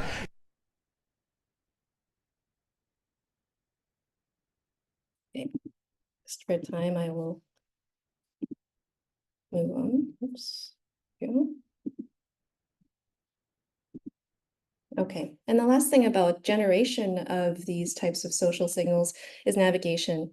One of the things that we realized, virtual humans, there was a virtual human workshop early this morning and yesterday was how do we make our virtual humans or robots move in a way that really looks like human behaviors? Because, a lot of them today are mostly stringing together different walk animations. But real humans, they actually do things like pause or hesitate, or they'll search and they'll scratch their head. How do we capture that complex long-term behavior? So we collected a whole bunch of data. This was back in 2020 with 108 participants. And Jichen Zhang he just presented this paper here in a workshop yesterday, was working on how we can predict or generate this human motion, and that prediction meaning 9 seconds of motion from 3 seconds of history. So in a similar way, he did tokenization at the low level to create a vocabulary of different actions. For example, here the person's looking around, this person's navigating, and this person's reaching for an object. And then at the high level, he used diffusion guidance to be able to predict a sequence of tokens, and he used something called HJ reachability to make sure that that what he predicted was actually physically plausible. Not going to get into the details, but his work did achieve the best results for 2 different data sets. Okay, so now we're going to talk more closely to what you've been working on, which is face, right? And why are we doing this? Well, let's take a look at how we as humans, even when we're babies, are able to interact in such an affectively rich way. She gives a greeting to the baby gives a greeting back to her. This baby starts pointing at different places in the world, and the mother's trying to engage her and play with her. They're working to coordinate their emotions and their intentions, what they want to do in the world. And that's really what the baby is used to. Okay, so this is the still face experiment. So if you haven't seen it already, get ready to have your heart broken a little bit. Ask the mother to not respond to the baby. The baby very quickly picks up on this, and then she uses all of her abilities to try and get the mother back. She smiles at the mother. She points because she's used to the mother looking where she points. The baby puts both hands up in front of her and says, "What's happening here?" Okay, so still face experiment. The reason why I showed this to you is because if we're not careful, our robots, our avatars, might accidentally do still face or make, so not be able to respond appropriately to our humans in front of it. And we don't want that because even from a young age, this is quite distressing to people. So one of the, little demos that we put together on Pepper at the time was when it detected I was quote unquote sad, Pepper slumped over and sunk its head to the side, but a smile made Pepper cheery and wave its arms around. It was oddly comforting to see a robot try to empathize with your feelings. So this is where affective behavior analysis in the wild can help, yes. But, so that was a demo at CES that we did. The reality is it worked for acted expressions, but it was complex. When people are happy, they smile, but also when they're unhappy, they smile. And sometimes people mask their feelings. We were developing our robot in France and then deploying it in Japan, and you can imagine how well that went. And even something like neutral can be negative depending on the context, right? If I say, "Oh, hey, I'm home," and then you give me a neutral face, that's not neutral, right? It's something else. And back in 2020, this idea that emotion recognition was very flawed came out in the press. A lot of people like Amazon and Microsoft, they pulled their quote unquote emotion recognition software off the market. This was in response to a paper called by Lisa Feldman Barrett and a few other authors that basically said we can't robustly infer emotion from human facial movements. And it was so bad that, in fact, the AI Act that the European Parliament put out and is passed now has banned emotion recognition in the workplace and educational institutions. That's a bummer. I've been working on this for a while, and y'all have been working on this. But let's look at the reasons why they did this and think about where we could go in the future. I think that some of the reasons that it was banned include things like the concept of emotion recognition is misunderstood by people, right? We think I can look at someone and I can detect how they feel, but that's not necessarily the case. Maybe it's better to say that's their apparent emotion, right? We all kind of agree it looks like they're sad, but we can't for sure know how they feel. Or we can do what ABOT does, which is do emotion expression recognition. Then we're not saying we're detecting or recognizing emotions, but the expressions, or affective behavior recognition. And my favorite is social signal recognition, because I think that there's not just emotions, but we do a lot of expressions of social signals like I'm thinking or I'm confused, and that's not typically part of the emotional spectrum. There's also issues of fairness that the EU wanted to make sure was looked at. And maybe it's a one-to-many or even a many-to-many problem. One expression can mean many things through context modulation. So yeah, our 6 or 7 basic emotions, the target that we want to go for, maybe these are not the social signals that we will actually be using when we're faced with humans interacting with our technology. So to address this, quite a number of years ago, we put a robot into a university for about 2 months, and we collected almost 200 participants' data, 1.42 terabytes of people interacting for about 15 minutes with a robot. And it was a very affectively rich interaction. And we got lots of clips like this one through the eyes of the robot. It went kind of fast, but you can kind of see it's this sort of little shrug and kind of embarrassed face, smile, sheepish smile, I guess you could call it.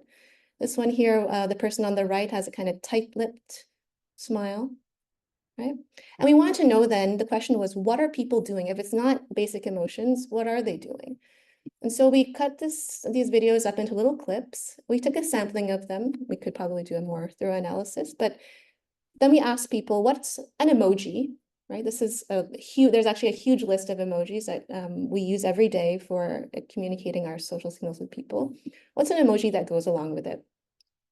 And so we found that instead of the 6 prototypical emotion classes like sadness, anger, fear, we found 28 fine-grained social signal classes, like not anger necessarily, but maybe slightly annoyed, or these more mental states like confusion or skepticism. So many different types of smiles. And so, we have to really look at what exactly are we trying to target if we're going to go for this type of, recognition problem. Issues of fairness and cultural differences. I'll just say something really quickly about this work. It's a little bit older, from 2022, but the idea was we had these data sets of facial gestures, and we wanted to be able to recognize confusion among a few other emotional expressions. And, if we want to be able to detect this from a diversity of people, we went with the usual, augmentation approach to have simulated humans with different morphologies and skin colors to be able to have our classifier recognize it more fairly. The key here was that we had to unfreeze those early feature extraction layers to see the improvement in expression recognition for non-Caucasian groups. And that's something maybe to consider when you're training your models. These days, Bita Azari, who's here in the room, is working on more photorealistic representations of humans. So we could run the same study and train it with more photorealistic avatars. And in this one, she was working on facial expression editing. So using a continuous space and trying to be able to edit it for various applications in visual effects or psychology. And then culture. So this is a big issue as well. So one study that we worked on here was negative emotions. And it's thought that the expression of negative emotions differs depending on if you're in an individualist culture versus a collectivist culture. So we collected contempt, anger, and disgust across North American, Persian, and Filipino cultures, so somewhat along the spectrum of collectivist to individualist. And we tried to see what were these different faces doing. And, we ran some basic classifiers on it, and we found what you would expect. You train with North American data and you test with North American data, and that seems to work the best. But what we didn't expect to find, we figured that, right, if you train and test with your same culture, you should get something better, right? But we didn't find that. We didn't find that training with Persian facial expressions worked very well, or training with Filipino and testing with Filipino worked very well. So why? Why wouldn't that work? And what we think is that after we talked to our confederates, so our Persian confederates said, well, for contempt, I actually don't use just my facial expressions. When I'm talking about somebody else, I use my hand. Oh, okay. We've just been talking about facial action units. Okay. And in the Filipino clips, we found that head pose was actually very important for getting across contempt, looking down at someone. And these were not captured in the facial action units either. So one thing we might think about is whether facial expressions are really enough for emotion communication, and maybe you need to think of other contextual factors.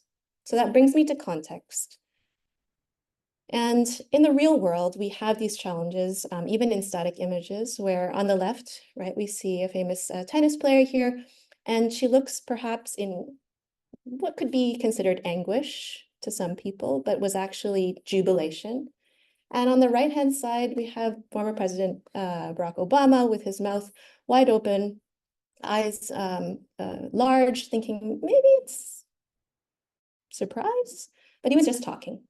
Okay. And psychology has known this for a long time. This is a paper from 2008. If you were to imagine what the person on the right-hand side is, quote unquote, feeling, right? Maybe some sort of aggression in this context, but with this body, it's disgust. And then back on this, this guy here, so this face on this body might look kind of fearful. And the same face on a different body now looks like sadness, right? So what we might agree appears to be sadness, right? So how do humans understand emotion in context? Really been interested in this question. I'm trying to figure this problem out. So what we did was we took the emotic data set, it's emotions in context data set, and we asked people, and we were inspired by writers. So writers are extremely clever at using words to be able to detect or to be able to express emotions so well of their characters that we can feel empathy for those characters.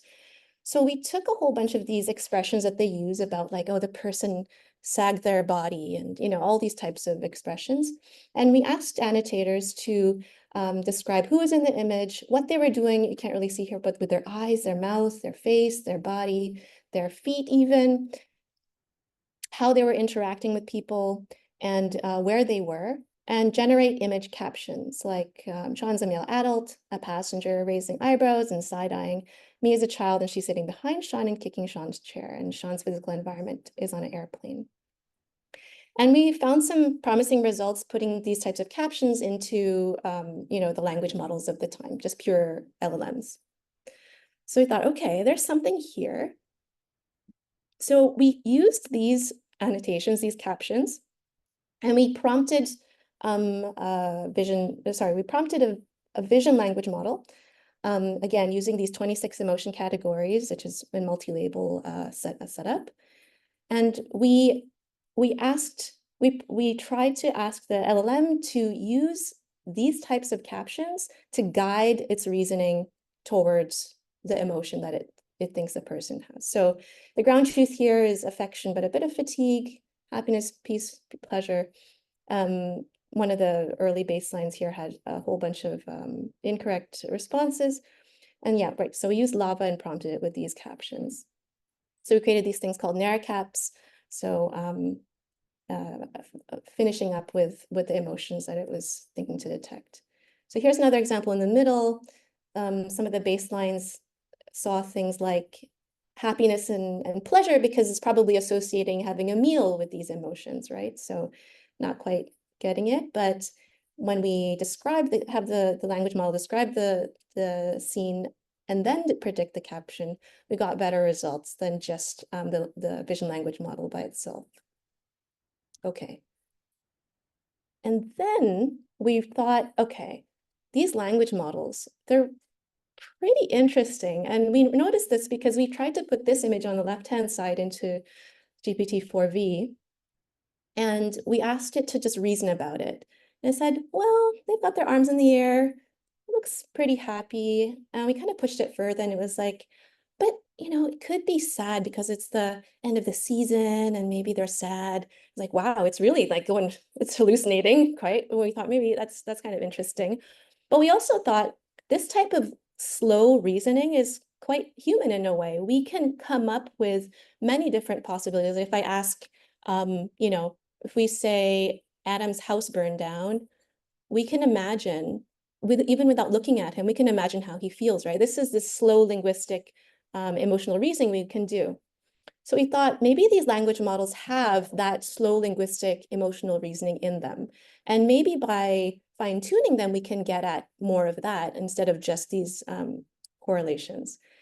So here's an example of one where Lava, fine-tuned with the emotic data set, was able to get away from just this correlation with kind of sagging her hands on her head on her hands.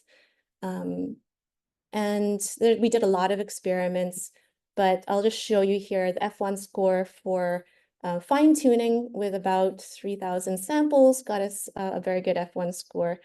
And even just the one below that where we fine tuned with 100 samples, it did pretty well, just trying to force it to get us the output that we wanted. And the most useful for me as a roboticist was this one. When we trained it on the very large emotic train set, we got a really huge precision, 54, which blows the other precisions out of the water. We think that's it. When we use it on completely out of distribution images, we find it actually is starting to get useful. So that's kind of breaking through that barrier, I think. But there's still much to do. The last project I want to talk about is multimodal interaction. One of the projects I'm really excited about is thinking about, now that the Turing test seems like kind of like, I don't know, maybe language models can do pretty well on it.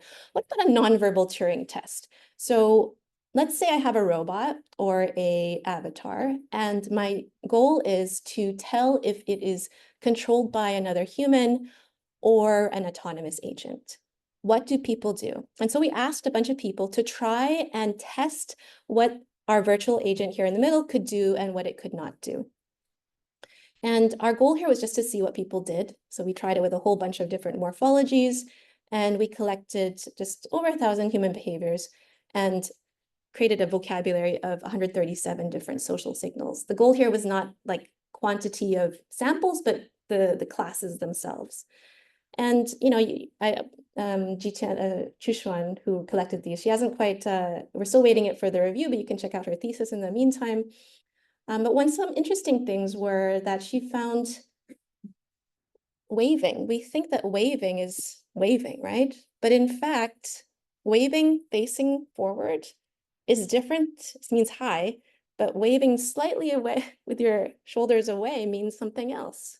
So there's this kind of multimodal integration happening. A shrug we found in our data set. We found one that was a shrug that was a ta-da shrug with the face kind of like ta-da, right? Versus the, I don't know, shrug with a confused face. So we really do need to think of the whole body together when we're trying to understand the social signals. Some other open problems that some of you are tackling in this challenge is the temporal aspects of social signals and context, especially in videos. So props to you for trying to break through that difficult problem. I think the social signals might be, as we know, we talked about culture, might be dependent on language. And I think if you want to talk to me more about that later, we can discuss.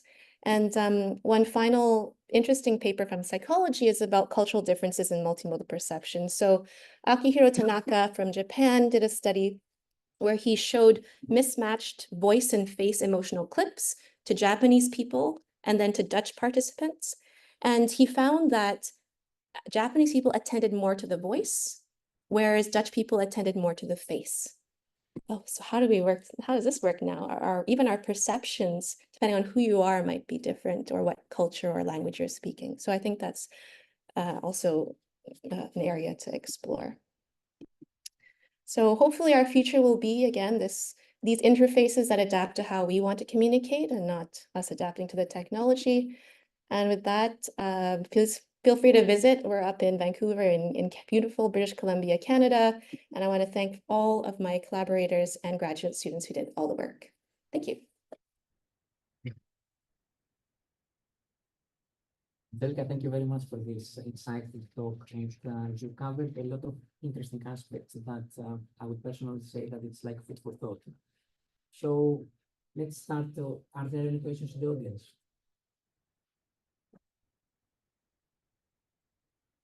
Okay, let me break it. Oh, yes. You talked quite a bit about the context. So if you have some background information about individuals, can you dynamically adopt what you find out for different cultures? Okay, so the question was, if we have some background information about the person that you're speaking with, can we dynamically adapt? I think so. I think that in a similar way that my robot would probably start to learn that you're speaking, I don't know, Japanese or French, it would adapt its language first. But then I think that social signal processing is also about is kind of linked to language, almost like a language in itself. So maybe I should have some sort of lexicon, or at least a model that's trained on that kind of cultural expression, and then try to adapt to that, barring having, full data on your particular way of interacting. Gets complex because each person is different.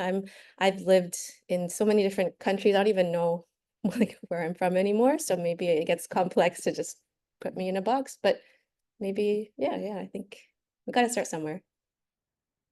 It could be something like for a robot going from when it's raining, then when it's dry, and then when it's a dirt road, how a robot can adapt all these situations on a single mission from going from place A to place B.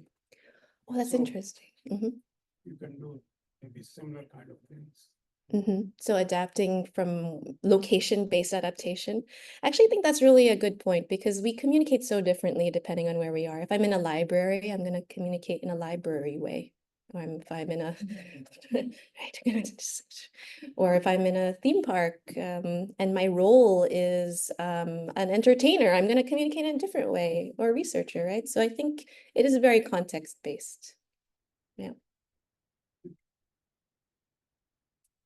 Any other questions? Yeah, please. Yeah, thank you for the presentation. Very interesting.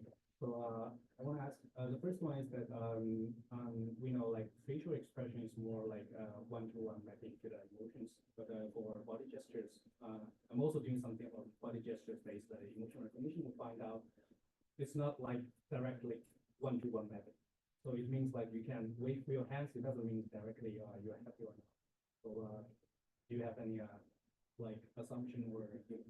So I don't think facial expressions are a one-to-one mapping with emotions, even also. So there's a loose correlation to some, but yeah, so gestures are difficult because there's so much going into it, right? There's the beat gesture part and then the metaphorical part, iconic. And you might choose to do a beat gesture now, but then later on change it to something that's semantically relevant. So I think there's a lot there to kind of disentangle. And then emotion might color it on top of that. So yeah, it is a tricky problem. But I think we could probably learn some correspondence. So now we're having these huge foundation models where they're putting audio with image, and why not put audio together with gesture or do something similar, right? So this work it's a bit from before. I've been working on this for a long time. So we've been trying to figure out from a top-down way. And I really think the way forward will probably be something more bottom-up in these types of joint models. So. Yeah, thanks for the interesting talk. It's really nice to see because I'm working on the same thing basically. Great. Then, yeah, there was just like some of the images. Obviously, the tennis player has been used before. It's really nice to see that. And one thing I've always wondered during my PhD is kind of we have these classes. I mean, you showed some work where you reassigned classes, right? You did something new, and I always kind of felt like there was a clash between how computer vision and science works. That's always, higher accuracies. And I mean, work I submitted here is basically also in this direction. But this has always been bothering me. Like, how do we somehow, address this? That it's not always about just getting more classes right, because there's some subcontext here, I feel like. So I would be interested in what your point on this is. So, the computer vision way up until now usually has just been, I first come up with the class labels and then I go and collect the data. But what psychology even needs, and we do, is a bottom-up, probably data science type of approach where we try to figure out what is happening from the data itself. I've had conversations where maybe we don't need to even know what the classes are. We just need to be able to have the robot respond in an appropriate way. And yeah, maybe we don't need to label them. I'm interested in that though for like psychology. I work with psychologists, so they are kind of interested in understanding what's underneath the hood. But we could probably do something like the VQVAE, right? We cluster these things. Afterwards, we might label them when we look at them, and then we could have our classes. That's kind of, I think, cool. That would be a great study to do. Thank you very much. Any other questions?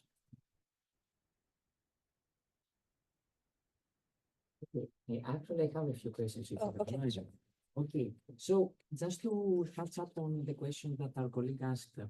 Okay, but okay, it's true that definitely for the facial expressions, but also for body gestures and so on, it's not one-to-one mapping, it's one-to-many mapping. But if we take it, I mean, generally, if someone wants to create a foundation model, and given that this should be multimodal, taking into account literally everything, visual, facial expressions, body, text, natural language, audio, Yeah. theoretically, in that case, the model would, I'm not saying that it will understand the Yeah. emotions, but it will not be one-to-many in that case. It will be like closer to one-to-one. Hmm. What's your view on this? Because through the multimodality, we can understand a lot of different cues and Yes. therefore be able Oh, to. yeah, I see what you mean. Yes, yes, yes. Okay, so I think because emotion recognition up until now has been so focused on the face, right? Then yes, I see what you mean. Then this has many different, you could do many things with the same face. Like this face might be like, if I'm drinking a really good milkshake, might mean like, oh, I'm really enjoying this milkshake, or I'm just sad. I don't know. Right. But when you put the whole context in, yeah, I think we will get closer to having less variation in what this could mean. Yeah, I think good insight. Then the two final questions from my side. On the one slide that you mentioned about one dataset called UEHRI, because okay, I'm not aware. Because it was like the people were interacting with the robot. Wouldn't that be a little or a lot biased towards neutral or positive interactions rather than the negative, apart from the awkwardness that you mentioned in the speech? Yeah, yeah. So in that one, I think there was not too much negativity. There was mostly just, yeah, maybe confusion and that sort of thing. I did try to have some interactions that really frustrated the users. Kind of in a terrible, there's one where the robot's like, oh, what's your name? Oh, Sally. Oh, Sue? Okay, nice to meet you, Sue. Like just really try to pull the anger out of the users to elicit the emotions. But yeah, I think this data set could be biased in that way. I think you're right. It might have, but how many day-to-day interactions do you have that really are angry, that really, really frustrate you, and then you show your expressions to the other person in the conversation? Depends. Yeah. No, I think, yeah, this could just be the beginning, we can have so many more interactions and maybe real life ones. Oh, you got my order wrong. That happens all the time. Robots are a very good frustration generation machine, I tell you. If you want to make that work poorly, not very hard to do, and you can frustrate a lot of people. So yeah. Yeah. Thank you very much. And one final question. Oh, and there's another question in the Okay, audience. sorry, please. I actually have a couple of questions and Sure. comments. First, you put the data that you collected from the robot, and there was this lighting issue, usually from the background of the speaker. Did that cause problems with, recognition? Was that the UEHRI data set, the one that I showed, or? Sitting somewhere in a corner, and then you saw that there were some people. Yeah. Sessions. Backlit. But Yeah. the lighting is not so suitable because it comes from the back of the. Yeah, that's a good point. But that's what the robot saw, and maybe a person in the same situation might see. And maybe in those situations, we don't rely so much on the face because it's in essence occluded. So we'd probably rely more on the voice or the context or something. So is that data set annotated already? It is only annotated on engagement. In fact, it was an engagement data set. So it was like, is the person engaged or not? So this is ripe for annotating, actually. Not for emotions. Not for emotions. Yeah. Yeah. Yeah. That was the second you mentioned about the authors and that they give, also the scenarios. What do you think about mood test? I mean, because, in a scenario of suspense music, the scene, etc., all of these give context. Yes. Drive the reader or the watcher. into a particular mood where you expect anymore, like extreme or fearful, etc. Yeah. So like the prior innovation framework. So how do you consider the mood and the personality as you discuss the cultural differences between Japanese and etc. in relation to recognition? Yeah.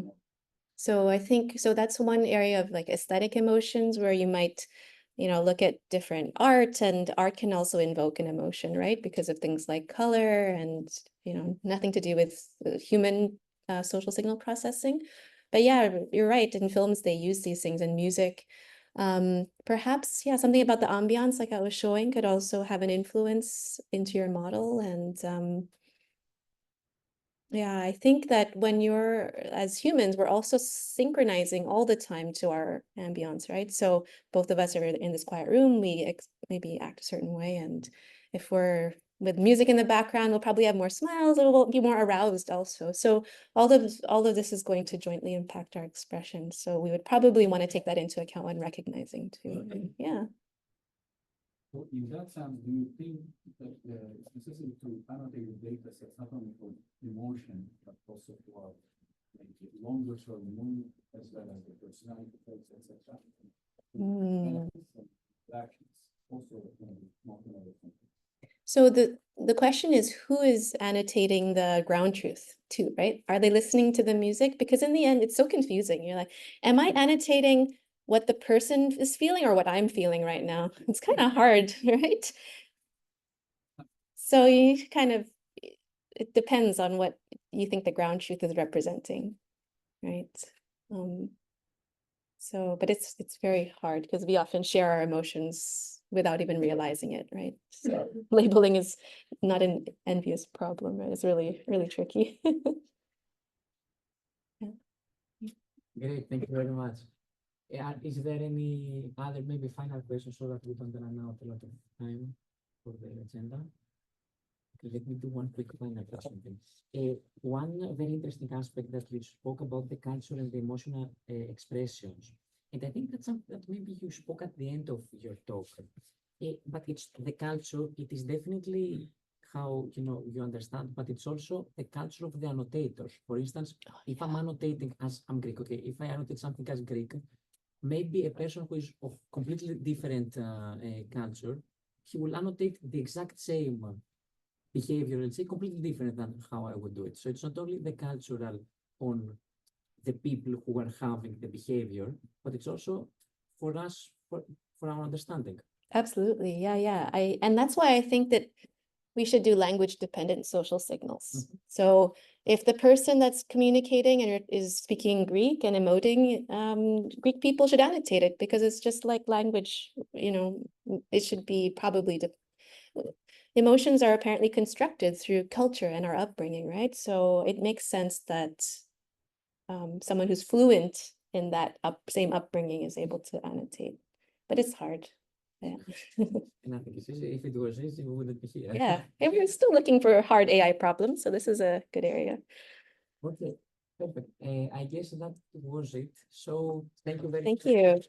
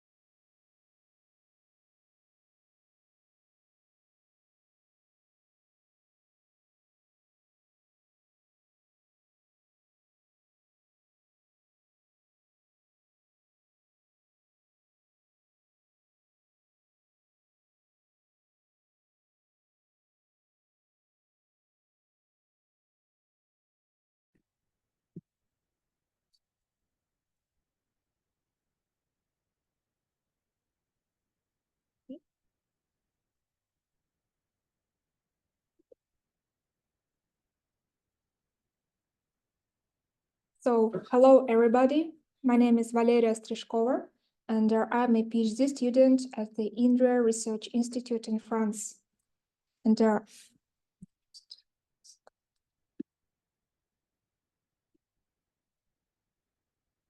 I'm going to present the paper titled Maurer, Video Representation Learning for Conversational Facial Expression Recognition Guided by Multiple Angle Reconstruction.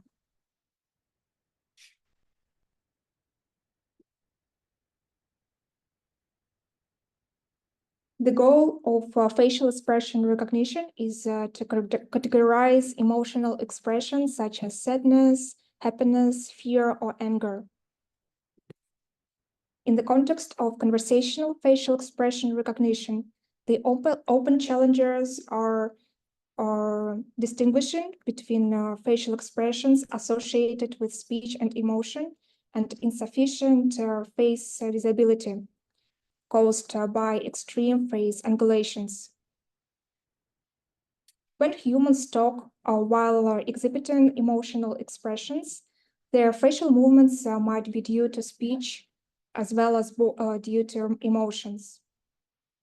For example, in a single frame, an emotional expression such as surprise has similarities to some facial movements associated with making sounds like oh. Another problem is that because of multiple face pose variations, some part of the face are not visible, and it might hide emotional expressions. To overcome these limitations, we propose the masking action units and reconstructing multiple angle architecture. So this approach is similar to masked video autoencoder architecture. It consists of an autoencoder which reconstructs a masked video. The main difference is that the autoencoder reconstructs not the input video, but a synchronized video taken from another view. So, for example, here the input video is taken from the down view, and the target video is taken from the left view. During pre-training, the input video is masked, and then not masked tokens are fed into the encoder, and the decoder takes as input both the encoded tokens and learnable mask tokens to reconstruct the video from another synchronized view. During fine-tuning, the encoder is trained on facial expression recognition tasks. Here's the overview of our Maurer approach. So during pre-training, the autoencoder, which consists of encoder and a smaller decoder, is trained to reconstruct a video from a synchronized video from another view. And during fine-tuning, the pre-trained with Maurer encoder is trained for fine-grained, subtle, in the wild, and multi-view facial expression recognition tasks on the small datasets. Here are the examples how we map action units to patches. And these are samples of input, masked, and output videos. We use these 4 datasets: MEAT, MFA, diffure, and CMU-MOSA. And as you can see, they consist of low intensity and high intensity emotions with different views.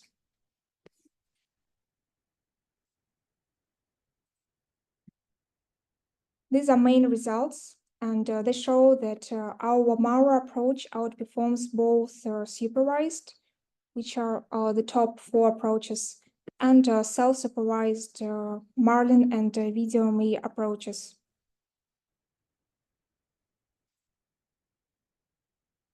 Here is the multi-view study. It shows that the frontal view is the best one, However, we focus on average performance, as in real time we can see multiple angulations. So as you can see here, the multi-view study demonstrates that we outperform in average. The ablation study demonstrates that both masking action units and reconstructing multiple angles modules improve the performance. And the best masking strategy is random, with a masking ratio of 70%. This brings me to the end of my presentation. Thank you for your attention, and it's a pleasure of being here. And yes. Thank you very much. Our pleasure as well. Are there any questions in the audience? Okay, so actually I have one question. If you go back to the slide that you had the results and you were showing the influence of, yes, that's one. I can see that the array module, this seems to be the most important because the difference if you include the MAU is small compared to if you include. Yes, you're right. Do you have any comment on that? Like why this big difference between? Yeah. So one intuition of not a big impact of masking action unit is that we used open pose to extract action units, and it's not very stable. So sometimes we saw that it not correlates with the real action units. And the second subsequent question is, do you have any, what is your future plan? Is it your plan to extend this work to include maybe more emotion descriptors, or how do you plan ahead? Our future direction is multimodal motion recognition. So we plan to combine facial videos with voice signals, text, audio. So here, this is their backbone for facial videos, and we want to combine it with other modalities. Thank you very much. Any other questions? Okay, then we can move on. Thank you. Thank you. The next paper is uncovering hidden emotions with adaptive multi-attention graph networks.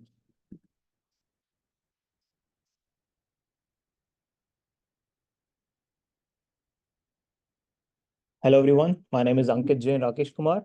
I'll be presenting our work on uncovering hidden emotions with adaptive multi-attention graph networks. So here, this is the overview of my talk. I'll be presenting a micro-expression classification over here. First of all, what are micro-expressions? So you have heard about macro expressions, facial expressions, but what are micro expressions? Micro expressions are subtle, spontaneous, and time frame of these expressions is less than 0.6 seconds in a video. And they're not easily recognizable by humans or machines. And the paper says that they are actual true emotions from a human face. And here you can see some of the expression images. The first and third columns are the micro expressions without motion magnification. And first row has disgust and surprise expression. Second row is repression and happy. Third row has other and negative expression. So here are some of the related works in the recent times in micro expressions. The facial micro expression recognition using 3-stream vision transformer network with sparse sampling and relabeling. Over here, they have used a quantization and sampling technique to augment the data sets because micro expressions data sets are very small and they have only like 200 or 250, 300 videos. So they have used this method to increase the number of samples. The disadvantage or cons, you can say that they have used 3-stream VIT networks, which is highly computationally expensive. The second work is self-ME, that is self-supervised motion learning for micro-expression recognition. Here, the advantage or the pros is that they have used a self-supervised motion learning approach. They have designed a method which learns the expression on the human face, where it is like specifically instead of using GradCam and all, they have specifically found out the expression on the human face and reconstructed them. But the cons is the symmetric reconstruction of motion fields on the human face. So if you have found an human motion or expression on one side of the face, but they are constructed on the other side, but micro expressions are not seen on both the sides, it can be only seen on one side actually. The third one is the geometric graph representation with learnable graph structure and adaptive AU constraints for micro expression recognition. This is a graph approach where they have used node location features and distance and angle between the nodes as the node features. The cons over here are the only spatial information is used. They have not used the temporal information. And the information regarding edge and edge feature-based similarity is missing over here. So the disadvantage, the problems in micro expressions are the number of samples are less, and it's very important to get the subtle facial features to classify them properly into different expression categories. So we try to solve these problems over here. Contributions of our work. We present landmark-assisted two-stream adaptive multi-attention graph network, which uses a self-attention and Gaussian attention mechanism, which are learned adaptively based on the number frames and all.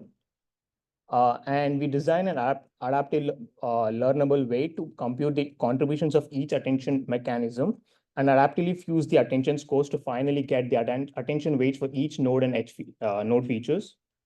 We employ an adaptive frame selection approach utilizing a sliding window optical flow method to discard the low intensity frames and only consider the high intensity frames to get better recognition task.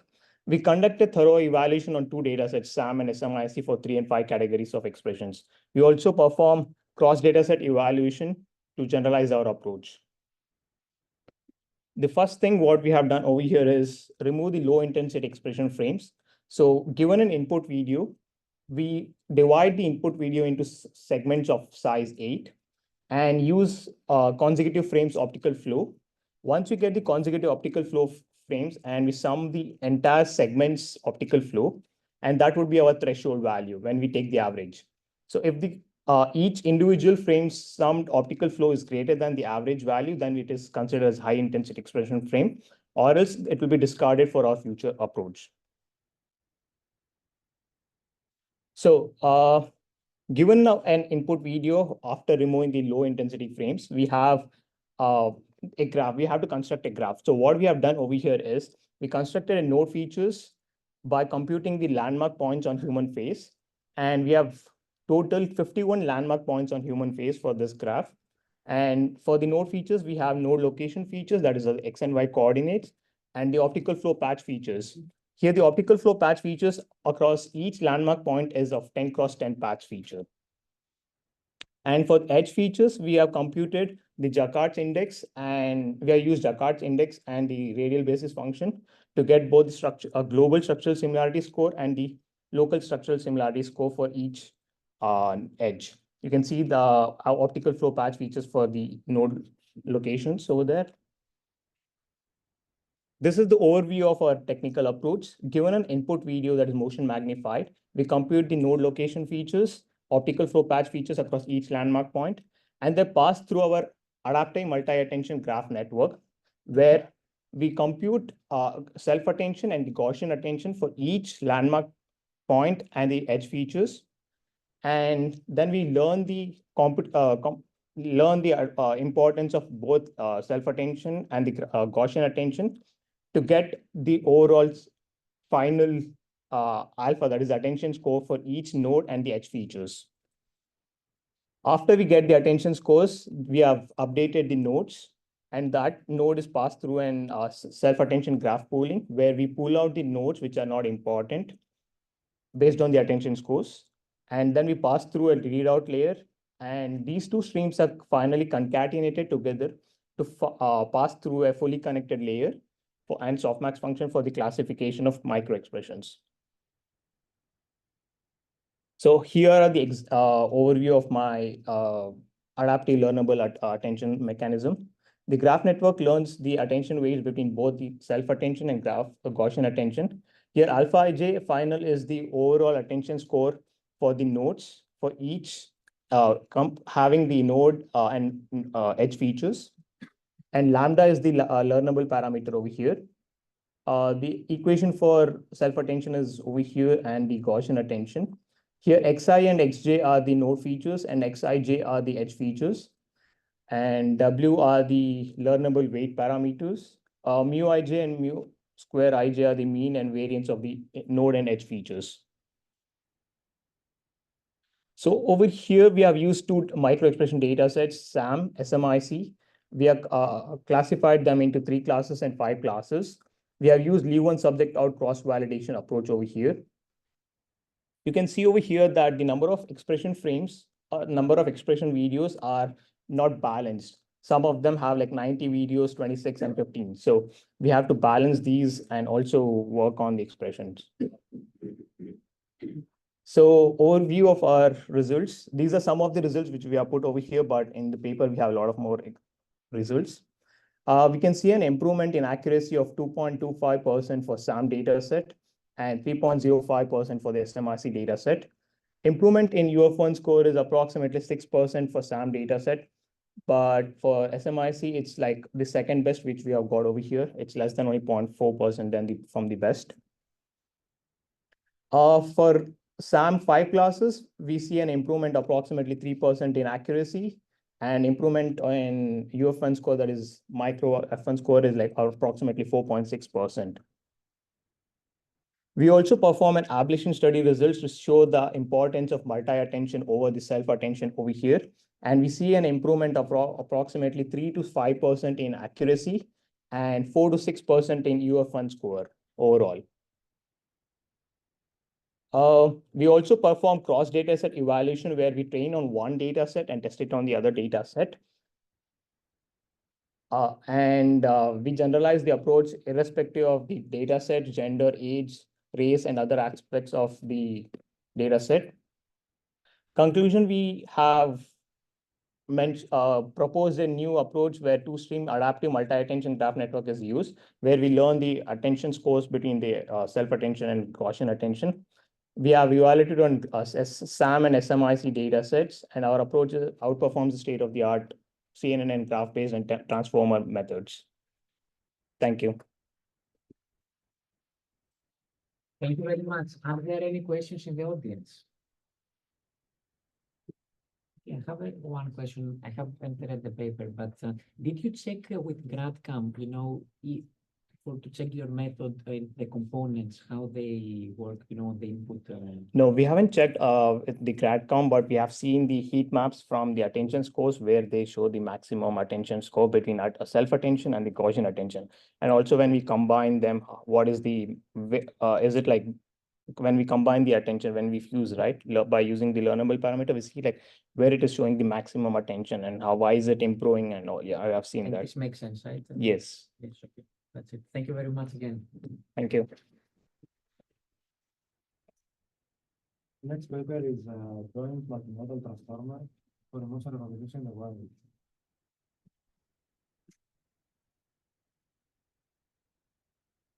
Morning. My name is Paul Valigoa. I'm a master student at ETS Montreal. Today I'm going to present you my paper, which is joint multimodal transformer for emotional recognition in the wild. So first of all, for the wild outline, we'll go through the motivations, then we'll show the proposed fusion method, we'll go through the results and the interpretations and make a conclusion. So first of all, what is our motivations for our work? So the challenge in real world settings and in the wild settings, that there are multiple challenges. So first of all, there is noise with occlusions, missing frames, pause, and backgrounds. That's all we know in these fields. There's also large variability of expressions among subjects and among the culture. Also, there might be label ambiguity between annotators. And the, one very important thing is that there might be missing one or multiple modalities.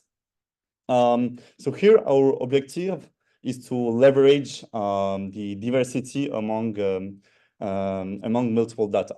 So emotions can be visible through multiple cues such as face, voice, pose, text, and also physiological signals. So if one modality is missing, we may say that another one can take over. So having multiple modalities can enhance predictions by having complementary and redundant informations.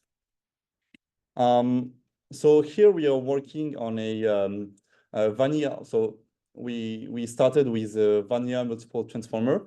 So the basic cross attention vanilla multiple transformer. But these methods are weak to capture intramodal and intermodal relationships, and they have like, I wouldn't say like no mechanism to capture redundant information, but weak mechanisms. So this is why we are here proposing a joint modal multimodal transformer. So we are introducing a new source of information, if you can say that, to help the model to add more redundancy and complement other modalities.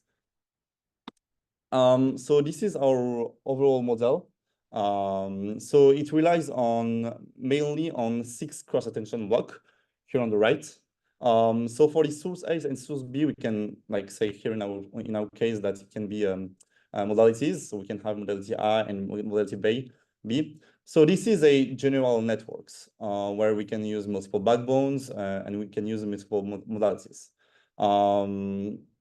We concatenate the each backbones for each modality with transformer self-attentions to get first feature vectors. We do the same thing with all the sources and concatenate them in a joint representations. So we have 3 different transformer encoder to put in our fusion mechanisms. So here we share the Q matrix is shared with the K and V matrices.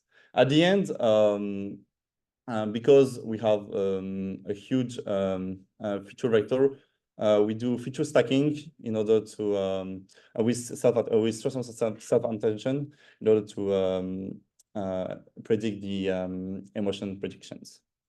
So for the results, we made some tests on 2 different data sets, which is Affective, so we all know the data set, and the BioVid heat pain data sets, which is a classification pain data set, where we can recognize pain from 0 to intensity pain from 0 to 4. So comparing with vanilla transformers, so our main goal is to compare with the vanilla transformer. We can see a slight improvement with our methods in both data sets, in Affective data sets and in the BioVid pain data sets. Comparing to the other state-of-the-art methods, for the Affective dataset, we were placed 8 in the Affective challenge. This is due to the fact that we were using very like 4 backbones in visual modalities and audio modalities. And in BioVids, we used 2 modalities, which are EDA and video modality for our methods. So to conclude, for this paper, we introduced a new model for joint feature representations. It allowed us to leverage redundancy and complementary between each modalities. These new joint representations can add a new source of information about the intermodal and intramodal associations. Our empirical studies show that our GMT fusion model outperforms vanilla transformer on both the datasets. And for future work, we will focus on reducing the complexity as we have a lot of cross-attention blocks. Thank you for your attention. If you have questions. Thank you very much for the presentation. Any questions in the audience? Yes. Yeah. Do you fit all the frames as input, or you do some selection? We do some selections. Like we take like one out of 4 frames or 5, depending on the datasets. Do you think that could be a limitation? It's due to the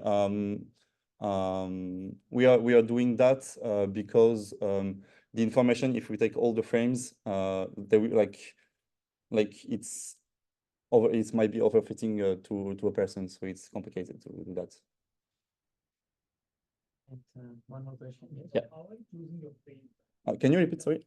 You mentioned that you're choosing out of 5 frames, 1 frame, right? Yeah, but how are you choosing them? Like, is it randomly choosing or you have some method? I'm randomly choosing them. So sequentially, so for example, we have 5 frames, then 5 frames, 5 frames. So we randomly choose one of the 5 frames in our training networks in order to train it. But all the images are seen in the training. Can I ask you? Yeah. What are the number of parameters of your model compared to vanilla?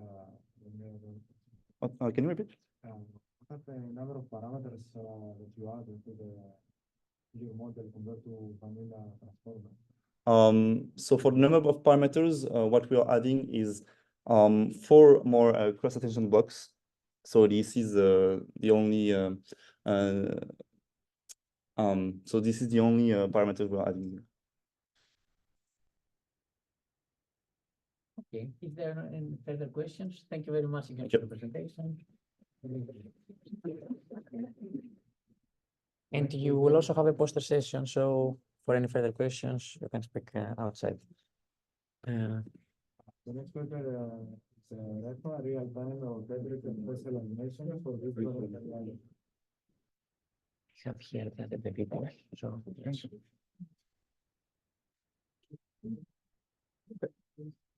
Hi, thank you everyone. So yeah, this presentation is for our work called the REFA. So this work is for real-time face animation for VR headsets. So this work is done in Meta Reality Lab. Cool. Probably before we jump into the presentation, we can show a small video demo. So this is what we're trying to achieve. So using the VR headset, user can perform social interactions, do, let's say, video conferences and things like that.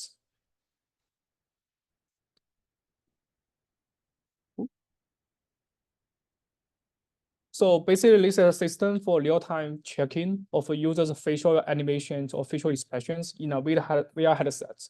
So all the processing are happening on the headsets, and we only use the sensors included by the headset itself. So the system has been deployed in Meta Quest Pro. So it's available for over 1.5 years now. Cool. So this is this is the hardware we're using. So basically, like under the constraints of the hardwares, we place 5 cameras and a couple of LEDs. So we optimize the location, configuration, orientations of the cameras and LED to have the best capture or coverage of the user's face. So this is just some simple example showing like some metrics we'll be using in terms of selecting cameras.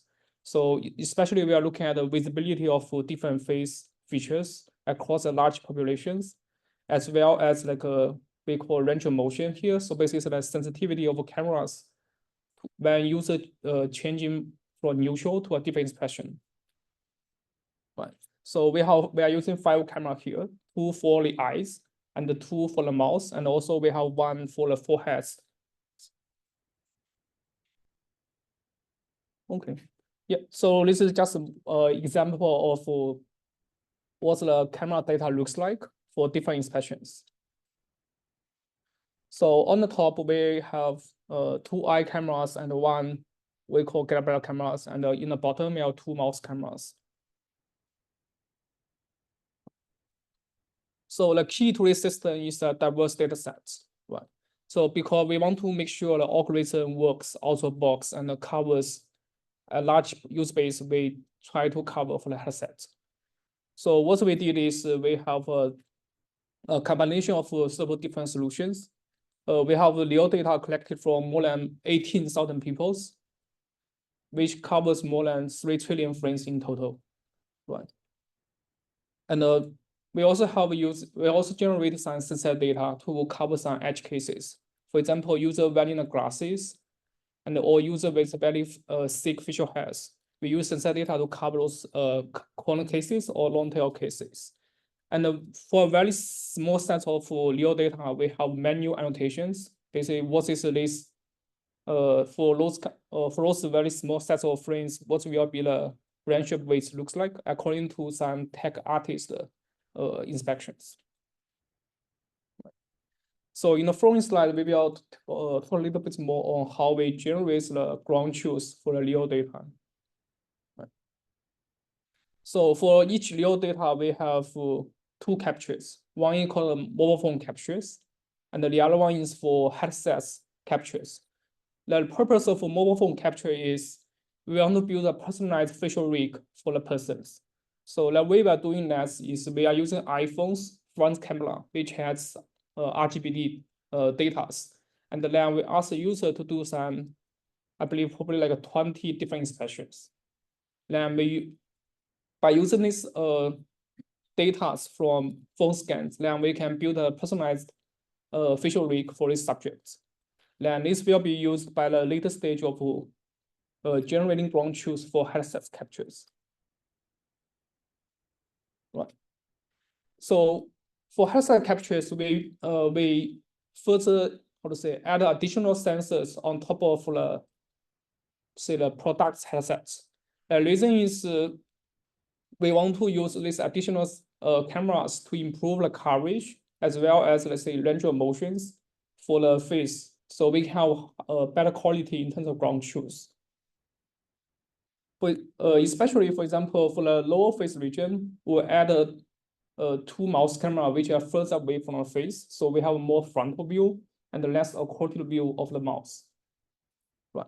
So the image here just show the examples of on the top is like a example of, let's say, the camera stream from a production headset, and the image below shows the camera stream from a data collection headset. So it's 5 cameras versus 10 cameras. Right. And then the most important part for generating ground truth from your data is this pipeline. So the high level of this, the high level idea of this pipeline is generating ground truth by rendering. Right. So from left to right, basically we train a neural network which to request the head pose as well as branch shape weights from the input camera streams. Then with personal facial rigs, and then we can generate a 3D face mesh from the estimated branch shape weights and head pose.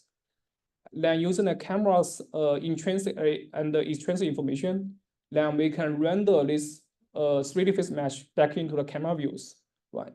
So then we can optimize the neural network by comparing the render image to the original input images. We also leverage landmark loss to make to help the model to converge.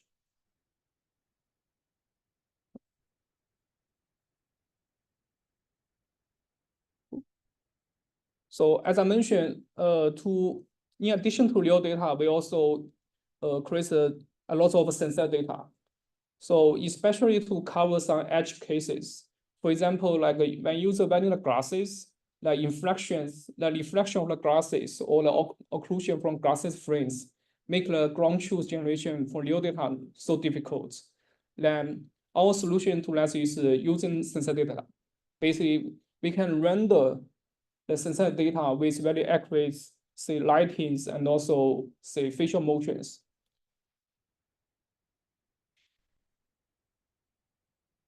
Okay, so this slide shows our on-device models. So our model is based on convolutional neural network.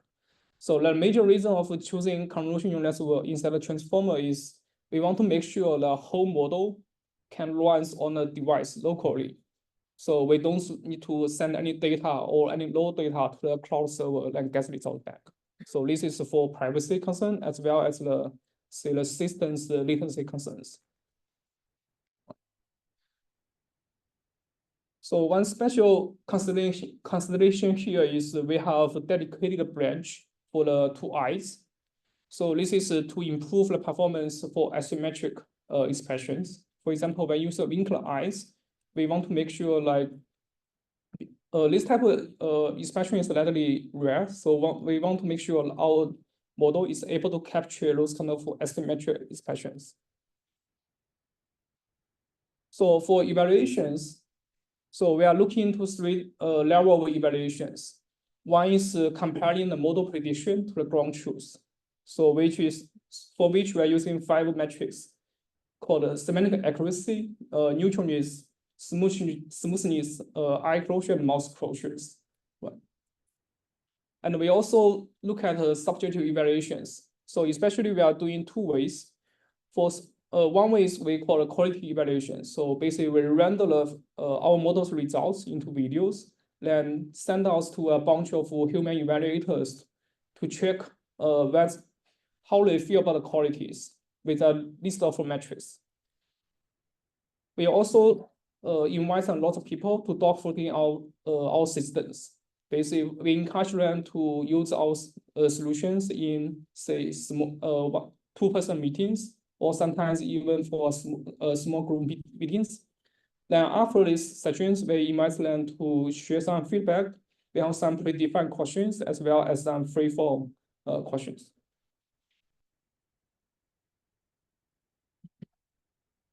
And in terms of, so this work is already available since October of 2021. And after that, we are doing some future iterations on that.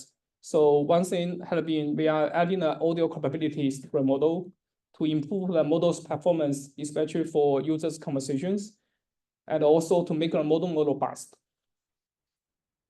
And we are also working on adapters to help third-party developers to use their own facial rigs. And there's a workshop today talking about code avatars. So this is also the future work for these work streams to drive photorealistic face. So this is the end of slides. Questions? Thank you very much for the presentation. Any question in the audience? Yes. Thanks for the work. So I'm wondering how you can use that 3D-based model to render the synthesized that gray image. Okay. Yes. So high level, like from the phone scans, we generate a personal facial rig. So this contains mesh and textures, right? Then with the camera information, we can render a face image probably in the RGB space. And after that, we have a small or lightweight kind of style transfer network, basically like a transfer RGB type of image into like an IR type of image. So this one can bridge the gap in terms of color space or emulations. Any other questions? Then thank you very much again for the presentation. Next paper is QNet, violence detection video analytics with spatial cropping, enhanced the informer video, and modified efficient additive attention.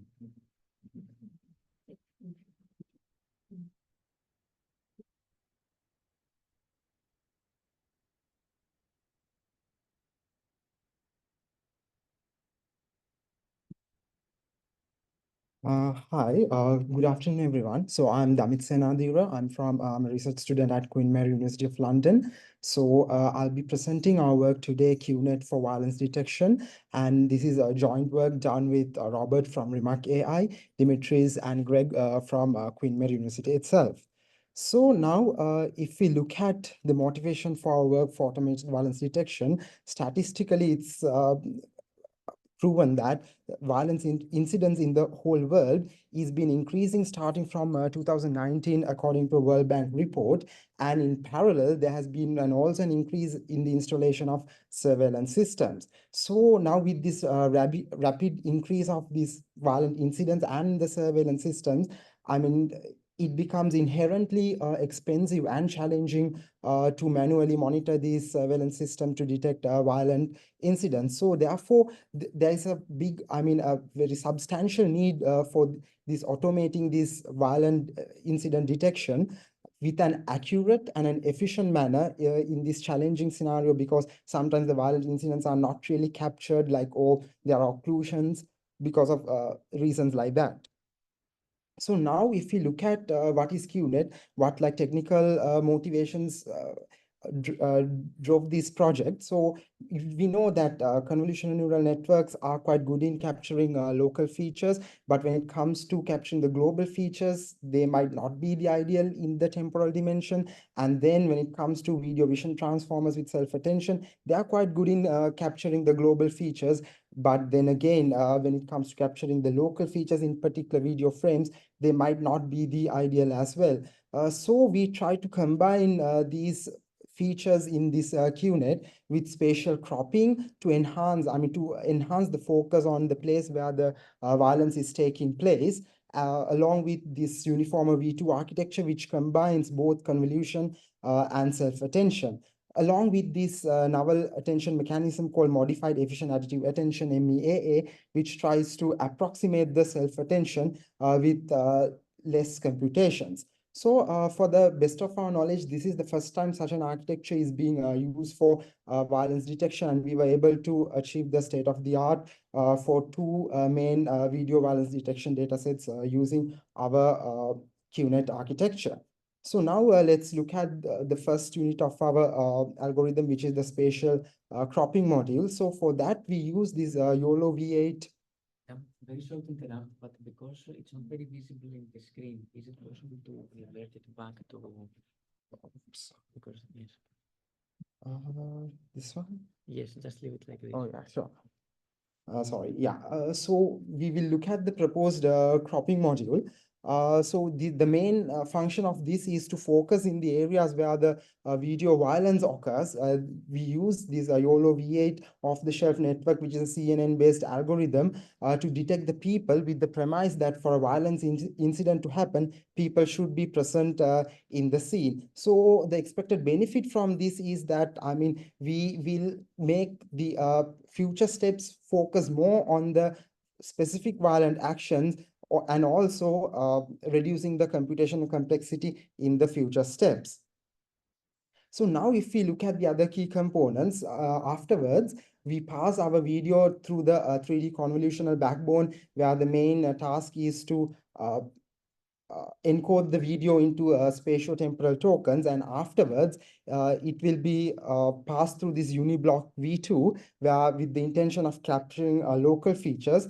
Afterwards, through this global uniblock V3 with the MEAA intention of capturing the globally important features, and after few layers, the local and global features found will be fused before making the final classification output.